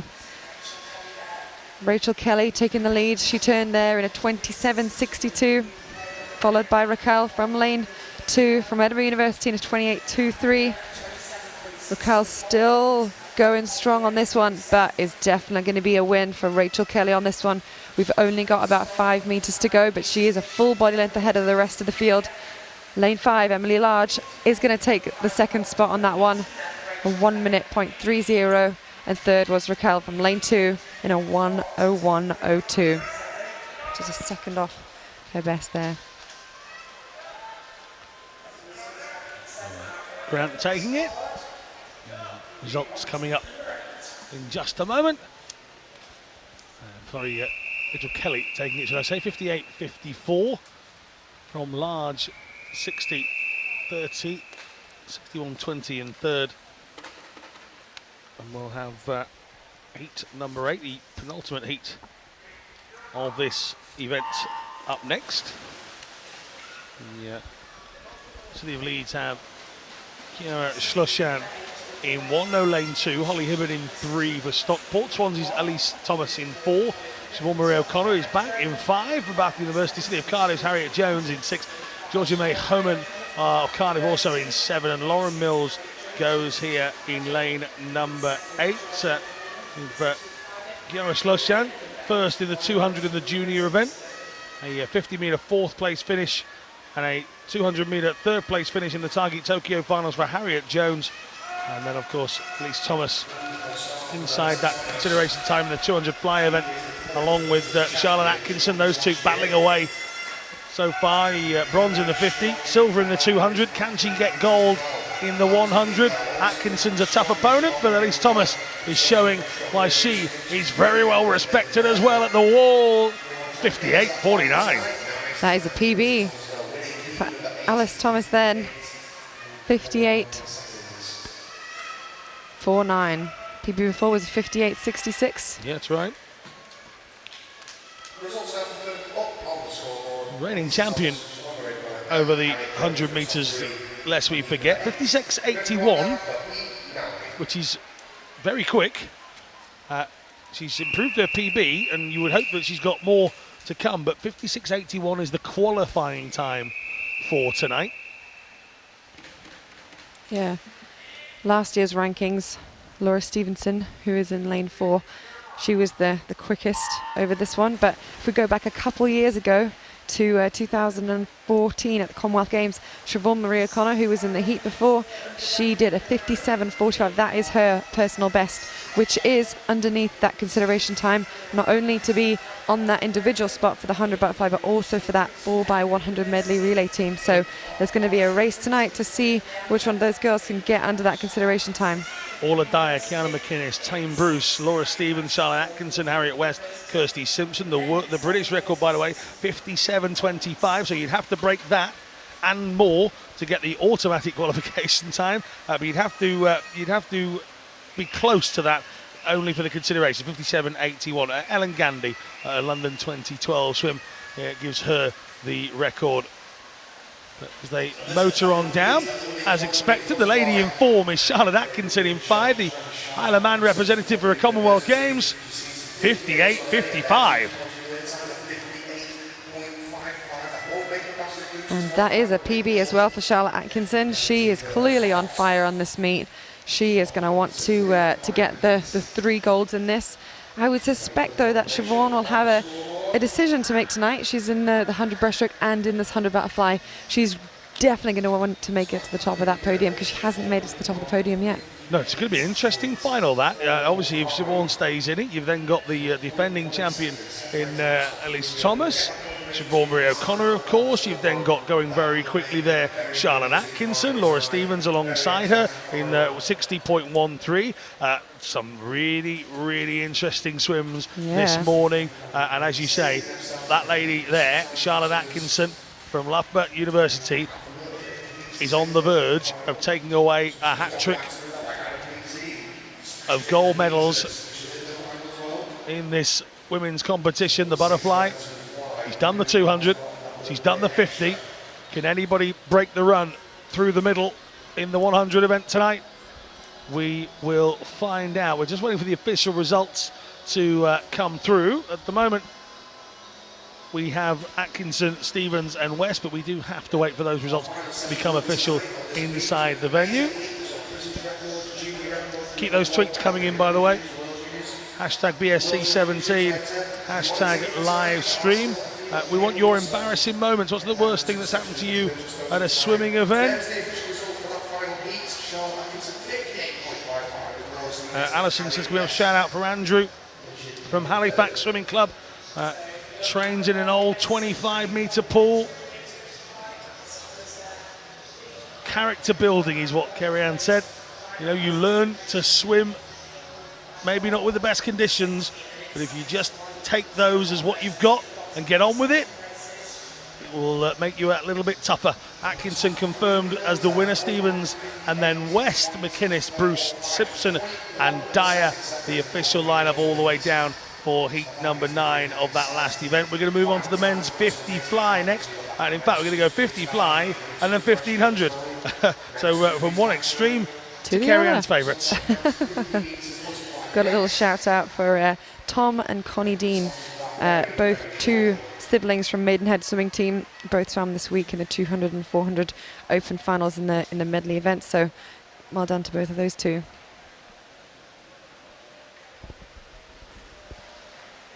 This is it. We're starting the men's open 50-metre butterfly. 3 swimmers in this first heat. This will be fast, these races. The 50s always go fairly quickly. 1 heat's in, swimmers get out, the next heat starts, swimmers get out. Hardly have time to talk about the swim and what happens. Was also walking around poolside yesterday to talk to a couple of the coaches, and I bumped into Amy Wilmot's coach. She swims at the London Aquatic Centre now, and I've seen Amy's name, but I haven't seen Amy this week. I missed the first night of swims, and she did the 400 individual medley, but it turns out she's had an injured knee, and doing the 400 medley really hurt her knee, so they decided that was it. She did a good 400 medley. They pulled her out for the rest of the week. She's done what she needed to do in terms of doing her main event after an Olympic cycle, and she's gone home to rest up and get prepared for the rest of the season. Really good from Hannah Miley. He says, racing done and dusted here at the Championships. Really happy with my races. I'm looking forward to the next phase. Now for a holding set. What's a holding set? A holding set. Oh, it gives me shivers thinking about it. Listen on, youngsters. Rain, Steig and Hooper. What's a holding set, quickly? So a holding set basically is what you would do 10, 15, maybe 20 100s, where you hold a really hard set to you're in a tapered position so you can swim really fast. It's just a way to help you get prepared and get back to fitness, because once you've done a taper you tend to do less meters, less intensity. So this is Hannah's way of working her way back up to fitness. And this heat will be won by lane 5 of Ben Hooper. He takes in a 25.80. All those boys were entered in on exactly the same time there, or a 26.28. Ben Hooper winning that in a 25.80, so under that 26 mark. So first was Ben Hooper, second was Andrew Rain, third was Benjamin Steig, 26.73. So have to wait for those results to be made official.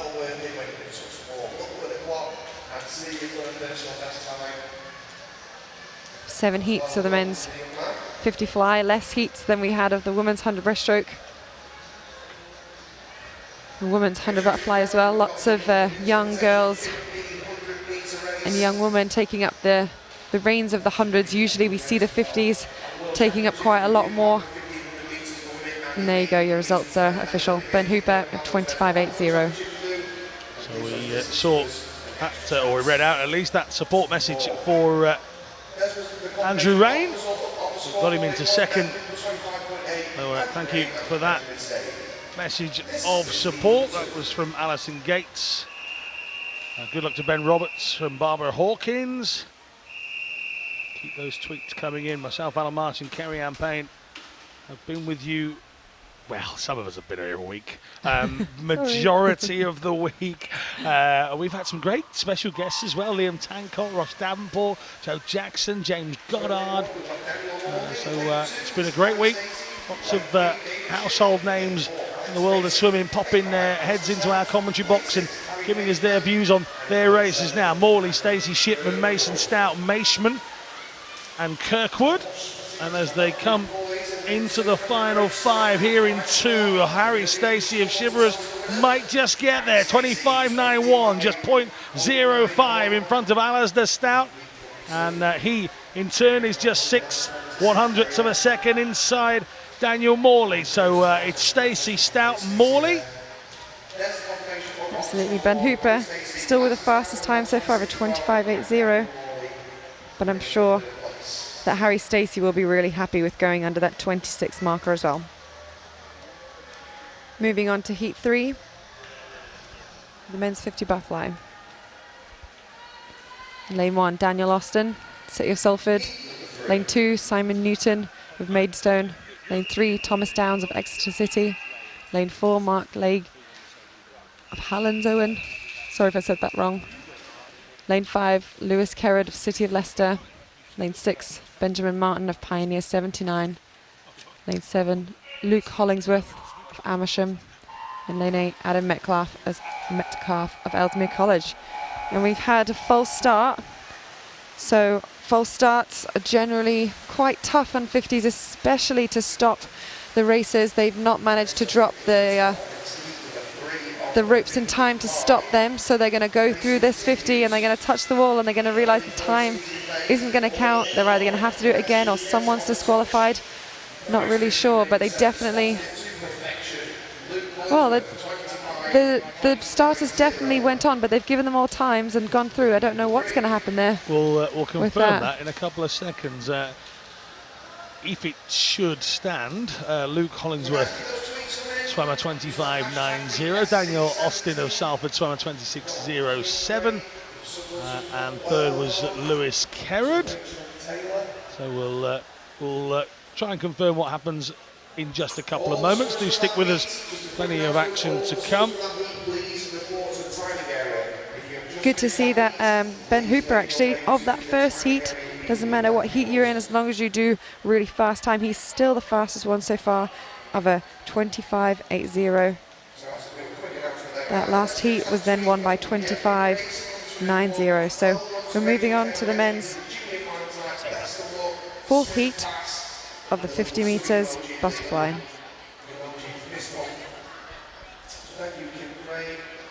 Looks like they are just having a little break for a second while we figure out what's happened. Yeah, so at the moment what's happening is you can just see in the top left-hand corner of your screen, the referee for the event is just calling the swimmers to him. There'll be a little discussion and hopefully we'll get an answer. You see Craig Hunter, very experienced official. He was at the Lane European Championships last year. He's been, he was chef de la maison for the para team out in London, if I remember rightly, as well. Craig will be just talking them through what happened, things that they might need to, to do again. Maybe they have to do the race again. Might they give them some time? We have the women's 1500 invitational happening. They might do it before or after that, give them some time to swim down. Just have to wait and see all the boys who are in the next heat. Some of them sitting down, putting tops on. The boys in the heat behind who are already lining up, getting ready They're still jumping up, still running around, trying to keep warm, trying to keep focused, keep within what they need to do. So we're still waiting. You can see just behind the board, the British Championships board, that's the swim down pool. So once all these athletes do their swims, they'll head out into the swim down pool, which is also the diving pit. We mentioned earlier that Sheffield has diving boards. No diving while there's swim down happening, as I'm sure you can imagine that would be pretty awkward. But they put in lane ropes, it goes 25 meters across. They put in the flags for the backstrokers as well, so that they know how far it is to the wall, and they do their swim downs. Looks like we're having to change a block here. Lane 3, there might be a slight issue. This will take a little bit of time. Looks like they have to unscrew them, screw them back in. The rest of the boys are just still keeping warm, still keeping ready. Some of them sitting down, some of them standing up. We saw earlier in one of the early heats, doesn't really matter if you stand up or sit down. We had the winner of the heat was standing up, preparing. Earlier we had James Guy, decided he was going to sit down, but as soon as that lane rope was tightened, he was up on his feet, getting ready, getting prepared. We've only got a couple of heats left of this last heat, this last event, in fact. The men's 50-meter butterfly. So we're just about to go on to heat number 4 of 7. And then after that, stick around. We've still got another race to do after that, which is the Women's Invitational 1500 freestyle. 6 swimmers in that. Phoebe Griffiths, Nikki Miller, Danielle Huskisson, Alice Deering, Leah Crisp and Rose Fodden. So keep watching to see how those girls get on that 1500. So the chats have happened. The swimmers have been sent away to go and discuss with their coaches whether they want to re-swim. The decision is that the start of that race wasn't as we wanted. So it would have had an effect on some in the race. So the decision is that they've all been gone and sent away. They have a chat with their coaches. If they want to re-swim, they can. So those conversations will happen now. If it's going to happen, it will happen at the end of the 1500 meters. So we'll go 50, 1500, 50 again. So if that heat does get re-swum, and we'll try and give you that information as quickly as we possibly can, it will happen at the end of the invitational 1500 meters once all those swimmers have had a chance to kind of swim down, get ready again. It has to be fair. You're talking about some youngsters who are potentially looking for junior finals and target Tokyo finals maybe. Equally, they would have then swum 3 times. They weren't to know that they were swimming. So it has to all be fair. They're going to go away with their coaches. Will they swim again? But we're just waiting to fix a problem that we've got on block 3. Apparently they've lost an Allen key. I'll give him mine. Or is that just Allen's keys? No. It's not the same thing, is it? No, it's not. Well, there you go. So, most embarrassing moments as a swimmer. We've been asking this question. So, Stephen Stanley said that things that have happened to me as a swimming event. I accidentally entered a 56 instead of a 156 for 100 breaststroke. So, people will have been looking at him going, I was expecting better. Oh no. Paul Yendall says, good swim from Sophie Yendall. 4 swims, 4 PBs. And medals. Don't forget that. Yeah, absolutely.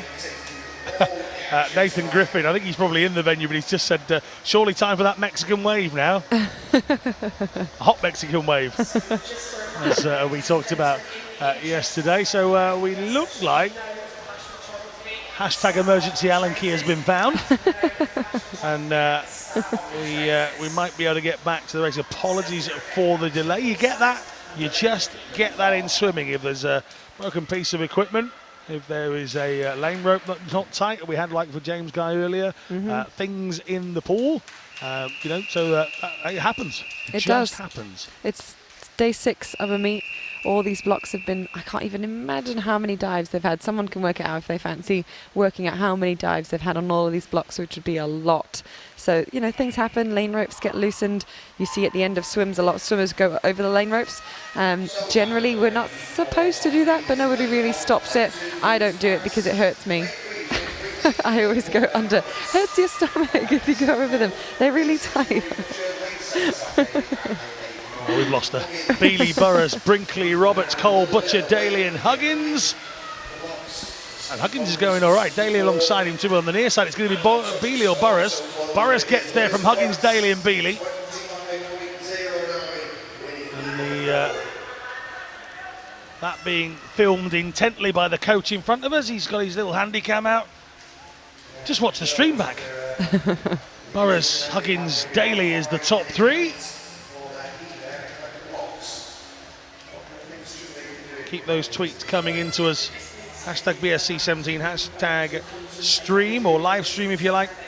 And tell us who you're watching, where you're watching from. We've had Vegas this morning. Someone was waking up in Vegas. Katy Perry reference there. For no real reason, just... But we've had Vegas watching. Don't really have you as a Katy Perry man myself.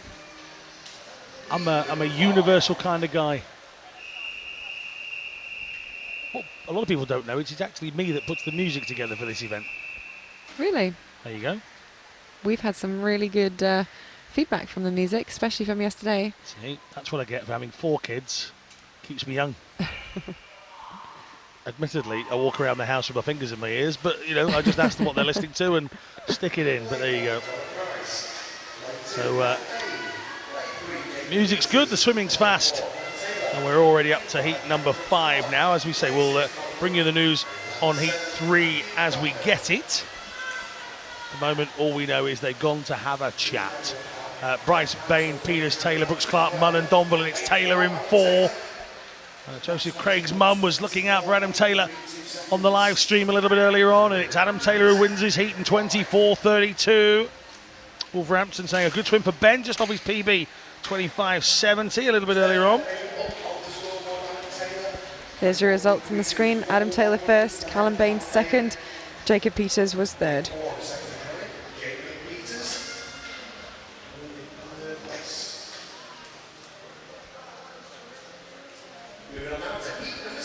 Heat number 6, only 2 heats to go. Only 1 more heat until we get to see Benjamin Proud swim again. Looking forward to that. The man to look out for in this heat, though, is Adam Barrett from Loughborough University in lane 4.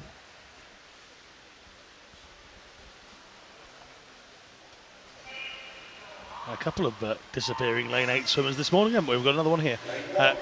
Kieran McGuckin goes in 1. Alistair Wright in 2. Robert Fannin in 3, Adam Barrett in 4, Thomas Sinclair in 5, Alexander Bowen in 6, Lewis Fraser in 7. Easily, Adam Barrett here, powering to the wall in heat number 6.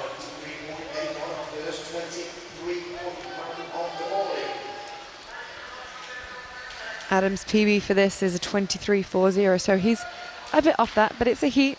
We'll let him off for that. He smashed it, so he'll definitely be back in that final this evening. I'm sure that he'll be aiming to go a much quicker time than that one. There's no qualifying times or qualification consideration standards for this. We're not doing the consideration times for the 50s other than the 50 freestyle because we're going along the Olympic events. That's why the 1500 is invitational. It's just 1 heat with 6 girls in this morning. We had the 800 yesterday, just the 1 heat again, just an invitational, just so that people get the opportunity to race a couple of different events. This is it. This is the last heat of the men's 50 butterfly. Ben Proud in lane 4.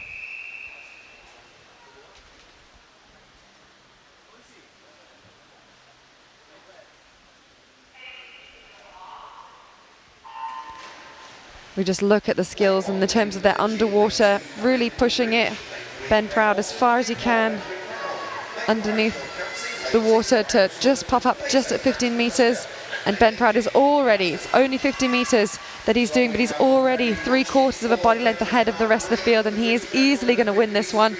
Let's see this nice finish of his, and he touches the wall in a 23.60. Ben Proud, impressive last night. John Mason had never met Ben Proud, and he said last night, he said, this guy just climbed out of the water, and it was like a mountain was coming towards me. He's so wide in the shoulders. He is, and he's just such a lovely guy as well. The other day we mentioned we were doing a bit of a piece to camera, and Ben was like, Carrie Ann, how are you doing? And we had a good chat. You guys were standing behind, like, tapping your watches, like, come on, let's get going. Yeah, like his coach was as well, you know. It was like, Yeah, you two just chatting away. He's got things to do. We've got things to do. Oh, you two have the time of your life. Have a bit of a chat, you know. But it was, yeah, he was very nice. He just sat and spoke to us for a little while, talked about he's happy. He's happy with where he's at. Really happy. He knows that there was an opportunity for a medal in Rio, and it just didn't come his way. If he'd have gone 22.93, you know, he'd have been world champion back in Kazan. If he'd have done that in the fly, so wasn't to be on the day. Ben's PB, that 22.93, is back from the Commonwealth Games in 2014. Yep.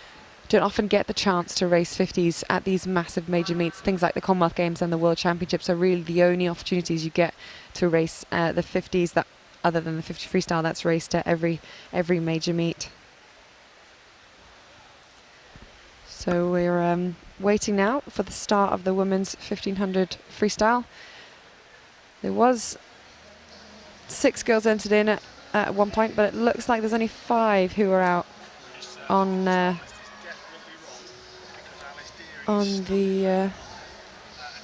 coming out now. There's a little pause here because the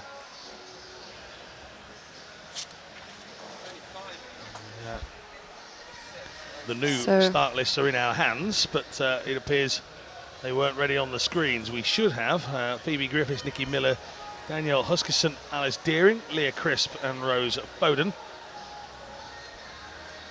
I think changes were made a little while ago. I think we potentially have all of those girls apart from Phoebe by the looks of things. I recognise everybody else from up here. So the 1500 freestyle. It's an interesting event. The 1500 for men, that's the event that they do. That's the event that's at the Olympic Games for the men. The women do the 800 freestyle. So I was speaking to Daniel Jervis after his 1500 saying, how do you prepare for an 800? And he said, well, I kind of did a PB, I think, in the 800 of the 1500. So I'm just going to do the same again, but faster. Which is interesting because he can come down to that 15 from the 1500 to the 800, whereas these girls here, they probably don't get very many opportunities to do a 1500.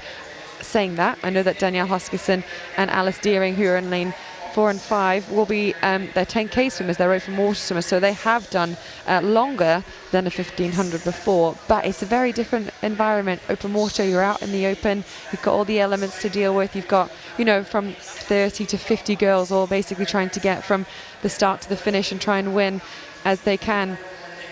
So there's lots of other things to think about. There's no lane lines. You don't get to follow that T along the bottom of the water. No roof.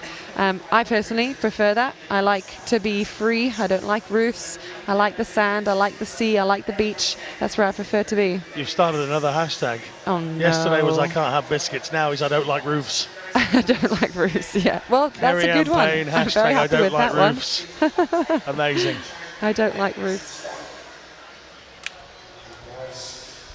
So no Phoebe Griffiths will go in lane 2. East Kilbride represented by Nikki Miller. Danielle Huskisson, University of Stirling, goes in 4. 5 is Alice Deering, Loughborough University. 6, Leah Crisp, City of Leeds. And Rose Foden goes in lane 7. The hardcore swimming enthusiasts inside Ponds Forge stay where they are. The others that perhaps have no swimmer or team in this invitational, making their way to the cafe area that's just outside the doors to the left of our shots as we look at the pool. maybe trying to catch some of the other swimmers. They can get some signatures. Absolutely.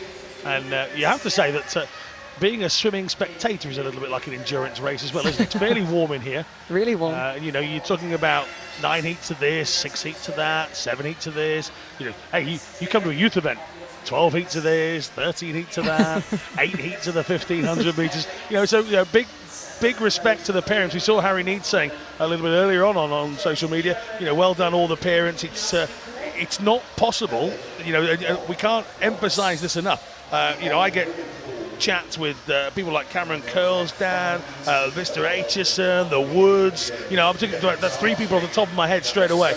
Parents of swimmers who watch these events over and over again without them initially taking their son or daughter to a swimming pool. We talked about Brianna Close's granddad being at every event and shouting, "Go on, Brianna," because that's the way he wants to encourage her. You know, without those people, swimming isn't possible. The volunteers we have, the officials we have, all behind the scenes. You know, right behind here, you know, on one row alone, there's 1, 2, 3, 4, 5. There's 9 of us up here on the back row of Ponds Forge, whether that's the venue, the music, holding it all together, statisticians.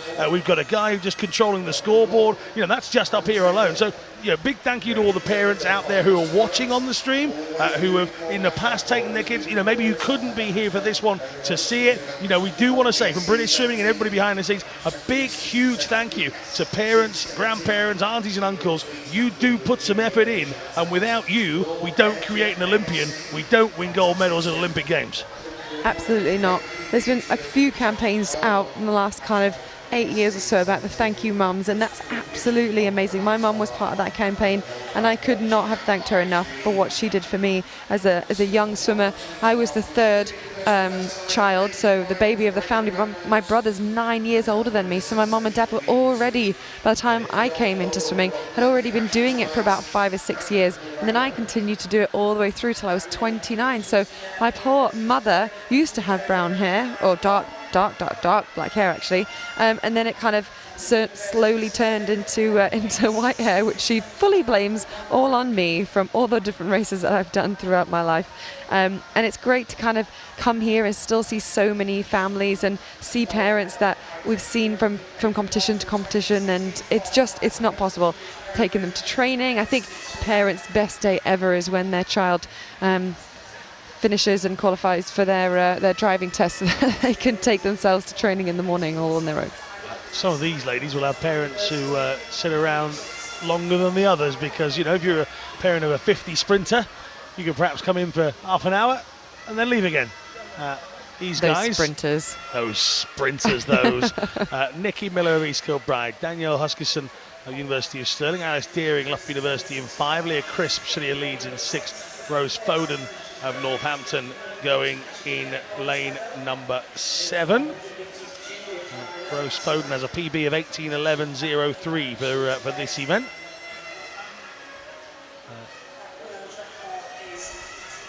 Got a bronze in the 1500 metre event for the 12 years at the ASA AIDS Champs a few years back. And the world record for this, by the way, done in Kazan, is 15:25.48. Guess who?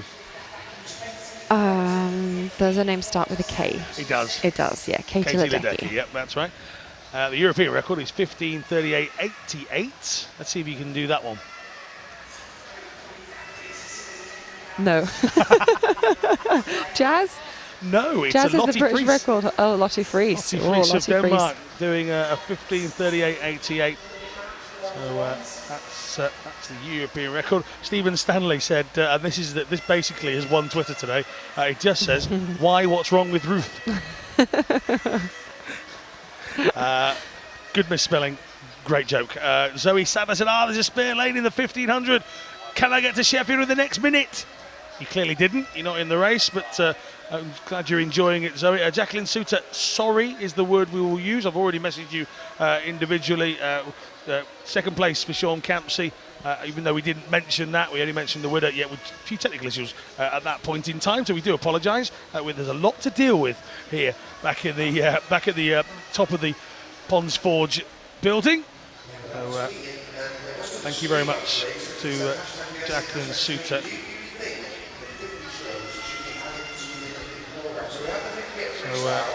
do we think that the 50 strokes should be added to the Olympic programme? That's coming in from the Tajira Beach Hotel, who've been just watching and speaking to us all week. Huskisson is leading from Deering here. Miller, then Crisp, then Foden as they make another turn at the start block end. 10 laps down. That's an interesting question. We're in the 1500s, but we're talking about 50s.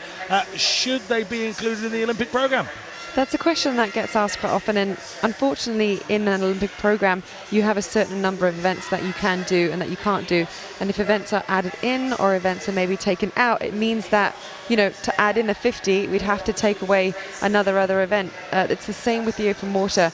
At the Olympic Games we only have a 10k. We'd love to add in a 5k race onto that, or maybe one of the team sprint events that we can do, but we've been told that if we add in another open water event it means that we have to take out potentially a swimming event. So it is a tricky one. There was talk a little while ago of changing things up and making the women's 800 freestyle a 1500 freestyle instead. But yeah, things basically have to change. If you add in one event, you have to take out another event. At the turn, and you see it right virtually in your face. Huskisson is leading very nicely indeed. The lady from University of Stirling, a European Open Water 5k gold medal winner. Danielle is just a few seconds off. She turned in a 6:28 on the 800 freestyle. That was in the evening though, and that was a final, so she's just a little bit off the time that she went for that 800, which for Danielle was an... Oh, that's not the right time on my sheet. 8:38, sorry. I had 8:31 on my page, but she did an 8:38. So we're coming up to the 700 meter mark. Not halfway just yet. When she gets back to the wall that she just turned from, so from the other side, then she'll be halfway. That's 750 meters. Coming up to the 700 meter mark now though, with Danielle Huskisson in the lead, closely followed by, well, Alice Deering is around about 6 to 8 seconds behind Danielle at this part of the 1500. Third place though we have Nikki Miller. She's in lane 3, she's turning third. She's about 5 seconds behind Alice Deering. Closely being followed on the other side of the pool by Leah Crisp from the City of Leeds. Still have all of the City of Peterborough athletes up at the top of the stands, all in their yellow and blue t-shirts, still cheering away.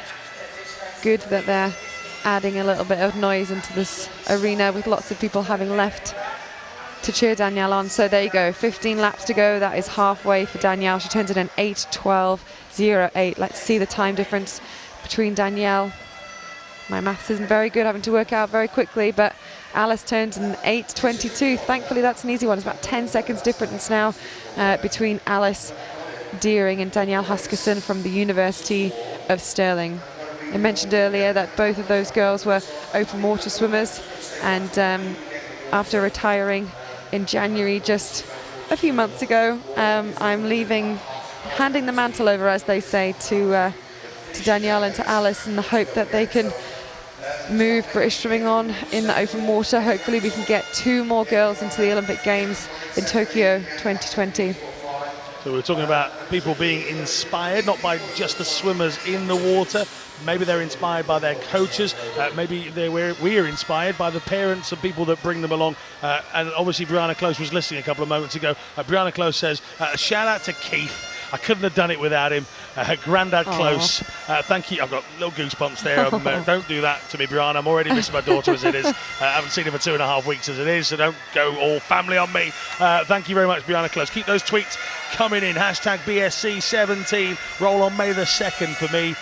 Fly home and see the little cheeky monkey. We're all here next week though. Don't forget, hashtag BSC17 will change to hashtag BPSIM17 next week when the British Para Swimming International Meet takes place here at Ponds Forge. We're bringing you the action live on YouTube. Don't forget to like and subscribe there as well. And we will also be bringing you the action on the British Swimming website as well. A whole host of Britain's best para swimmers are here, but that's not it. because it's an international, we have got a whole gang of swimmers coming from right around the world to compete here. You know, Great Britain recognised as one of the best countries for para swimming, so it's good that we're getting international quality swimmers coming over. They want to swim against our swimmers, they want to swim in our pools, and they are making their way over here. Making their way over at the turn is Daniela Huskisson, University of Stirling. Kerry-Ann, don't look at me like that, I meant it. Nice work there, very good. Very impressive. Yes, Danielle, she's gaining. She is getting further and further away from the rest of the field on this 1500. She's coming up now, just about less than halfway of this left to go, 15 meters to turn here. A special shout out, if I can, seems as I have the microphone here, for next week, and that's to Scott Quinn, who is from Warren de Bath's club, one of my old swimming teammates from when I lived up in Edinburgh. A massive good luck to Scott.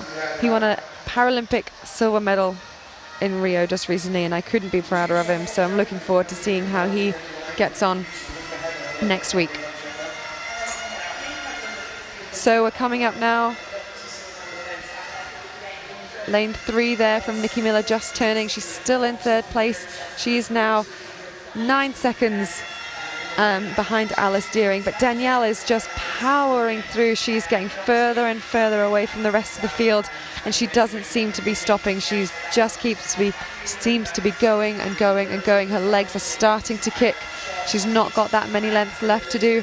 Alice turns now at that turn. She's got 9 laps left to go. I don't know if you can see or have seen any of the numbers that the timing or the judges on the other side of the pool are holding out. That is a lap counter to help the girls and boys who do these events figure out how many lengths they've got left to go. They're always at the other end because that's the easiest way to do it along there. So that Danielle turns, coming up to the last 400 meters to go. Danielle turned in a 12:02:36. Danielle trains up at the University of Stirling in Scotland. She trains with Ben Higgs, and they have a great program up there. Duncan Scott, Ross Murdoch, who's had a great meet so far this week. Robbie Rennick, one of our recently retired athletes as well. He was a University of Stirling swimmer. 7 laps to go.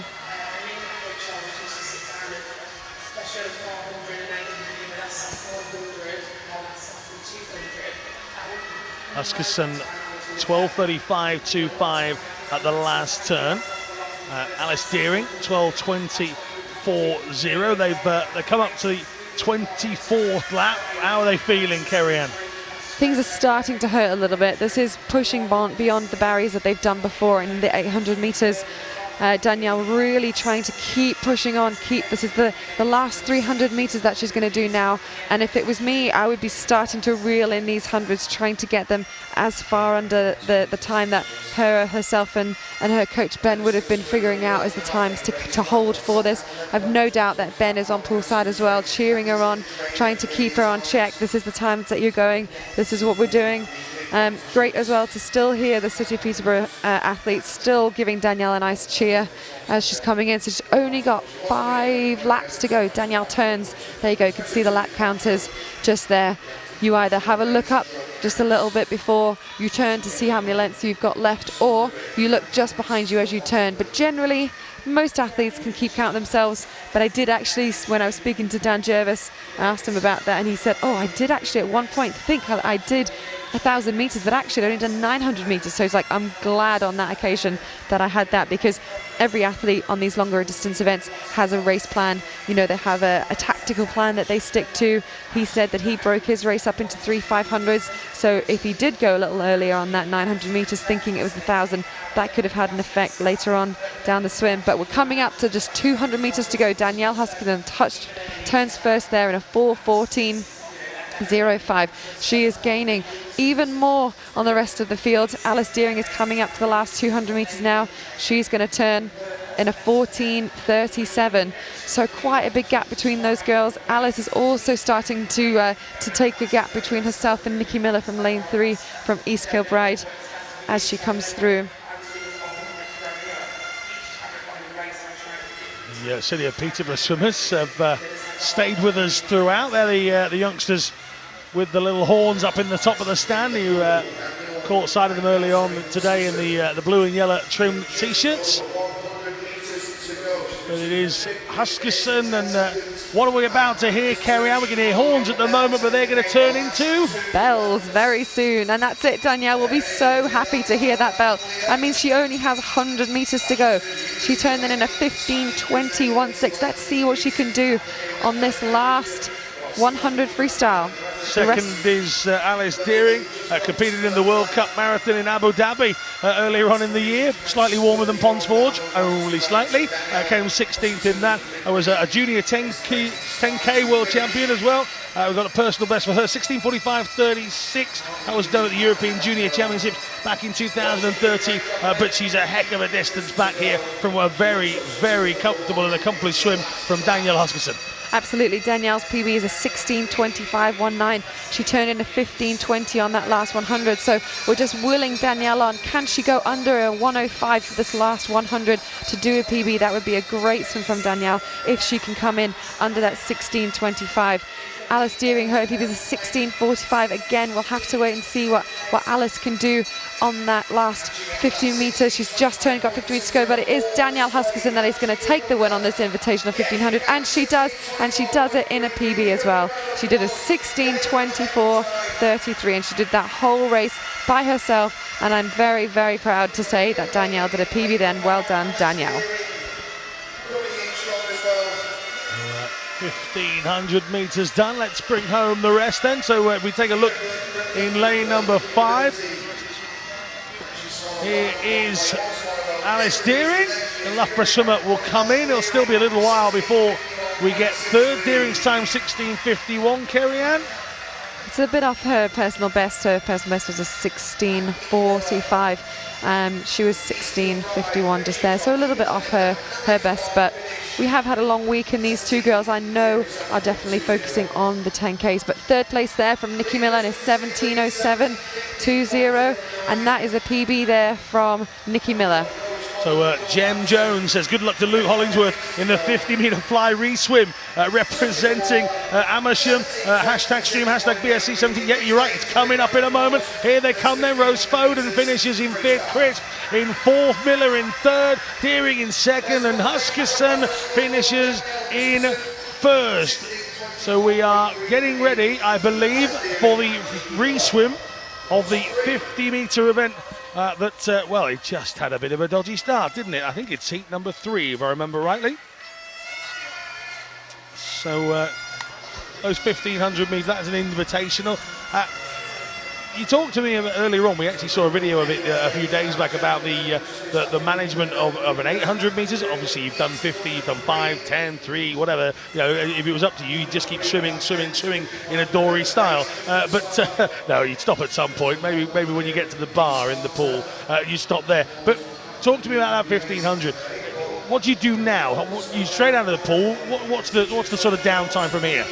So 1,500, Danielle clearly was pushing through the whole of that 1,500. She was really working her way up to do a PB, which is exactly what she did. But now Danielle is still in the middle of training. She isn't rested and she isn't tapered for this event. So she's going to go straight to that swim down pool that we saw briefly earlier where the diving boards are. She's going to get in the swim down and she's going to do a good swim down, probably in the region of about 1,500 meters. And once she's done that, she'll then get some food. She'll go back to the hotel. If she's not swimming tonight, she might even be on her way back up to Stirling. Okay, so good morning to everybody that's been watching. We can see your tweets. Now you can see us. We're sat up right in the gods of the Ponds Forge. As you can see, they hide me behind a screen. They give Kerry-Ann the perfect, look at that camera's perfectly on you there. It's been a good morning. We oddly started with a DQ, with the very first race after last night's DQ. We discussed the mental strength that needed from people like Siobhan Marie O'Connor when that happens, and then obviously we were explaining to youngsters that, you know what, it is just part of it. She seems to have held herself very well today. Let's go and talk about Siobhan for a couple of moments. She absolutely did. She did a great job this morning. She had 2 races. I said to you, maybe she's a bit worried about that. Maybe that first start would have been a little bit slower than she would have done, and you said absolutely not. She's probably just gone straight in to say that she needs to make sure that she can, you know, just do the same thing. It's not something that we've seen very often from Siobhan Marie O'Connor. It's just one of those anomalies that unfortunately happens. But we're now going to do the swim off of the men's 50 meters butterfly. Every single athlete obviously deciding they want to have a reswim of this 50. So 1:50 to go for the final heat session of the British Swimming Championships. Austin, Newton, Downs, Lang, Kerrod, Martin, Hollingsworth and Metcalf. I feel like a touch of deja vu. Yeah. So it was one in the 25.90 earlier on, but these boys have had a swim. They've had that adrenaline, they've had chance to swim down. I would fully expect for this 50 to be much quicker. So Lang of Halesowen pushing strongly in lane forward on this near side. Austin in one as they come to the wall. Oh, good swim, 25.58. The only one inside, or no, two of them inside 26. Hollingsworth on the other side, just sneaking in. But he was 4/10 quicker than everybody else. Absolutely 4/10 quicker. That was a really good swim from the outside lane then from the 99 born Austin, 25.58. So that does definitely put him, you know, in the mix to hopefully or potentially make that junior final, maybe make that target Tokyo final, whatever he might be targeting at the moment. But a 25.58, like I said, I was expecting it to be faster than that first heat, and that's exactly what it was. Coming into the finish here, he was just ahead right from the start.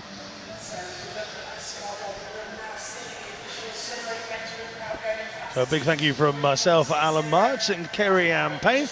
We're back tonight at 6:20. I'm sure you'll see Kerry-Ann on the screen with John Mason a little bit later on. But speaking of John, he's downstairs in the studio. Big thank you to everybody watching. We'll be back later. Thank you very much, Alan and Kerry-Ann. What an incredible morning of heats. Tonight is going to be no different. Those finals, those athletes battling it out for our final British champion crowns. Who's going to get it? Well, you have to come back and see. We're going to be live from 6:20 p.m. Now, if you do want to like our YouTube page, you can do. You can subscribe to us as well if you love what we do. Why not? And it is your final chance to see the action this evening. It is, of course, the last day here of the British Swimming Championships 2017. What a week it's been. We're going to finish on a high. But for now, it's time to say goodbye. I'll see you in a bit. Oh, no, I'm not.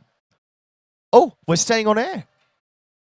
Oh, there's going to be a surprise. Oh, I think there might be I'm getting word that we may be having a surprise swim-off.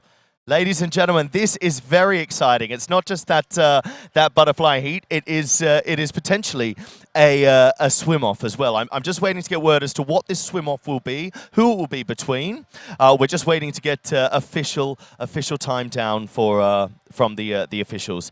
I think we're going back up now to Alan and Kerry-Ann. They're going to talk us through what is happening, but what an exciting way to finish our morning of heat. So up to then, see you in a bit. Thanks, John Mason. A big intro to the world of swimming for John Mason there. All of a sudden, things will change. There is, in our ears, potentially a swim-off. John Mason said, let's go back upstairs and find out what's happening. Well, the sun's shining, the water's wet, and the earth's still spinning as far as I'm aware. People are leaving, but we believe there's going to be a swim-off. The officials have been asked to stay where they are, and at the moment, we're a bit short on info, but we will come back to you. Kerry, let's take a look back at this morning's activities. We've seen plenty of action in the water. What can we look forward to tonight? We've seen Ben Proud looking very good. James Guy coasting is, I think, the fair word to say in his event. Into that finish. Yeah, he just did the slowest last stroke. He almost was pipped to the first spot then by Callum Jarvis, but he wasn't the fastest going through, but still a really easy swim. He's not too bothered about that swim in terms of what lane he'll be in, because he just loves getting in the race. He loves getting involved in that. And actually yesterday when we were talking about my dream relay team, he would be my fly swimmer. I know Michael Phelps is really fast, but actually I really love how much of a racer James is. He just absolutely loves getting out there. He loves butterfly. He loves getting out there just to kind of, you know, race. I honestly don't know. Apart from James Goddard, I don't know anybody else that I've met that loves racing even more. So that possibility of the swim-off is a big thing. It's actually still happening. The discussions still taking place. What happens is that we get a level on times, and whether that's for a place in a final or whether that's for a reserve place, that it might happen. We are hearing it may not happen. So do take to your phones, hashtag BSC17. Here's Kerry-Ann. Kerry-Ann's waving because we are now being told there is no swim-off. So from myself and Kerry-Ann Payne, a big thank you for joining us this morning. We're going to literally wave you goodbye. From all of us here at the British Swimming Championships 2017, it's a thumbs up from us. Bye. See you later.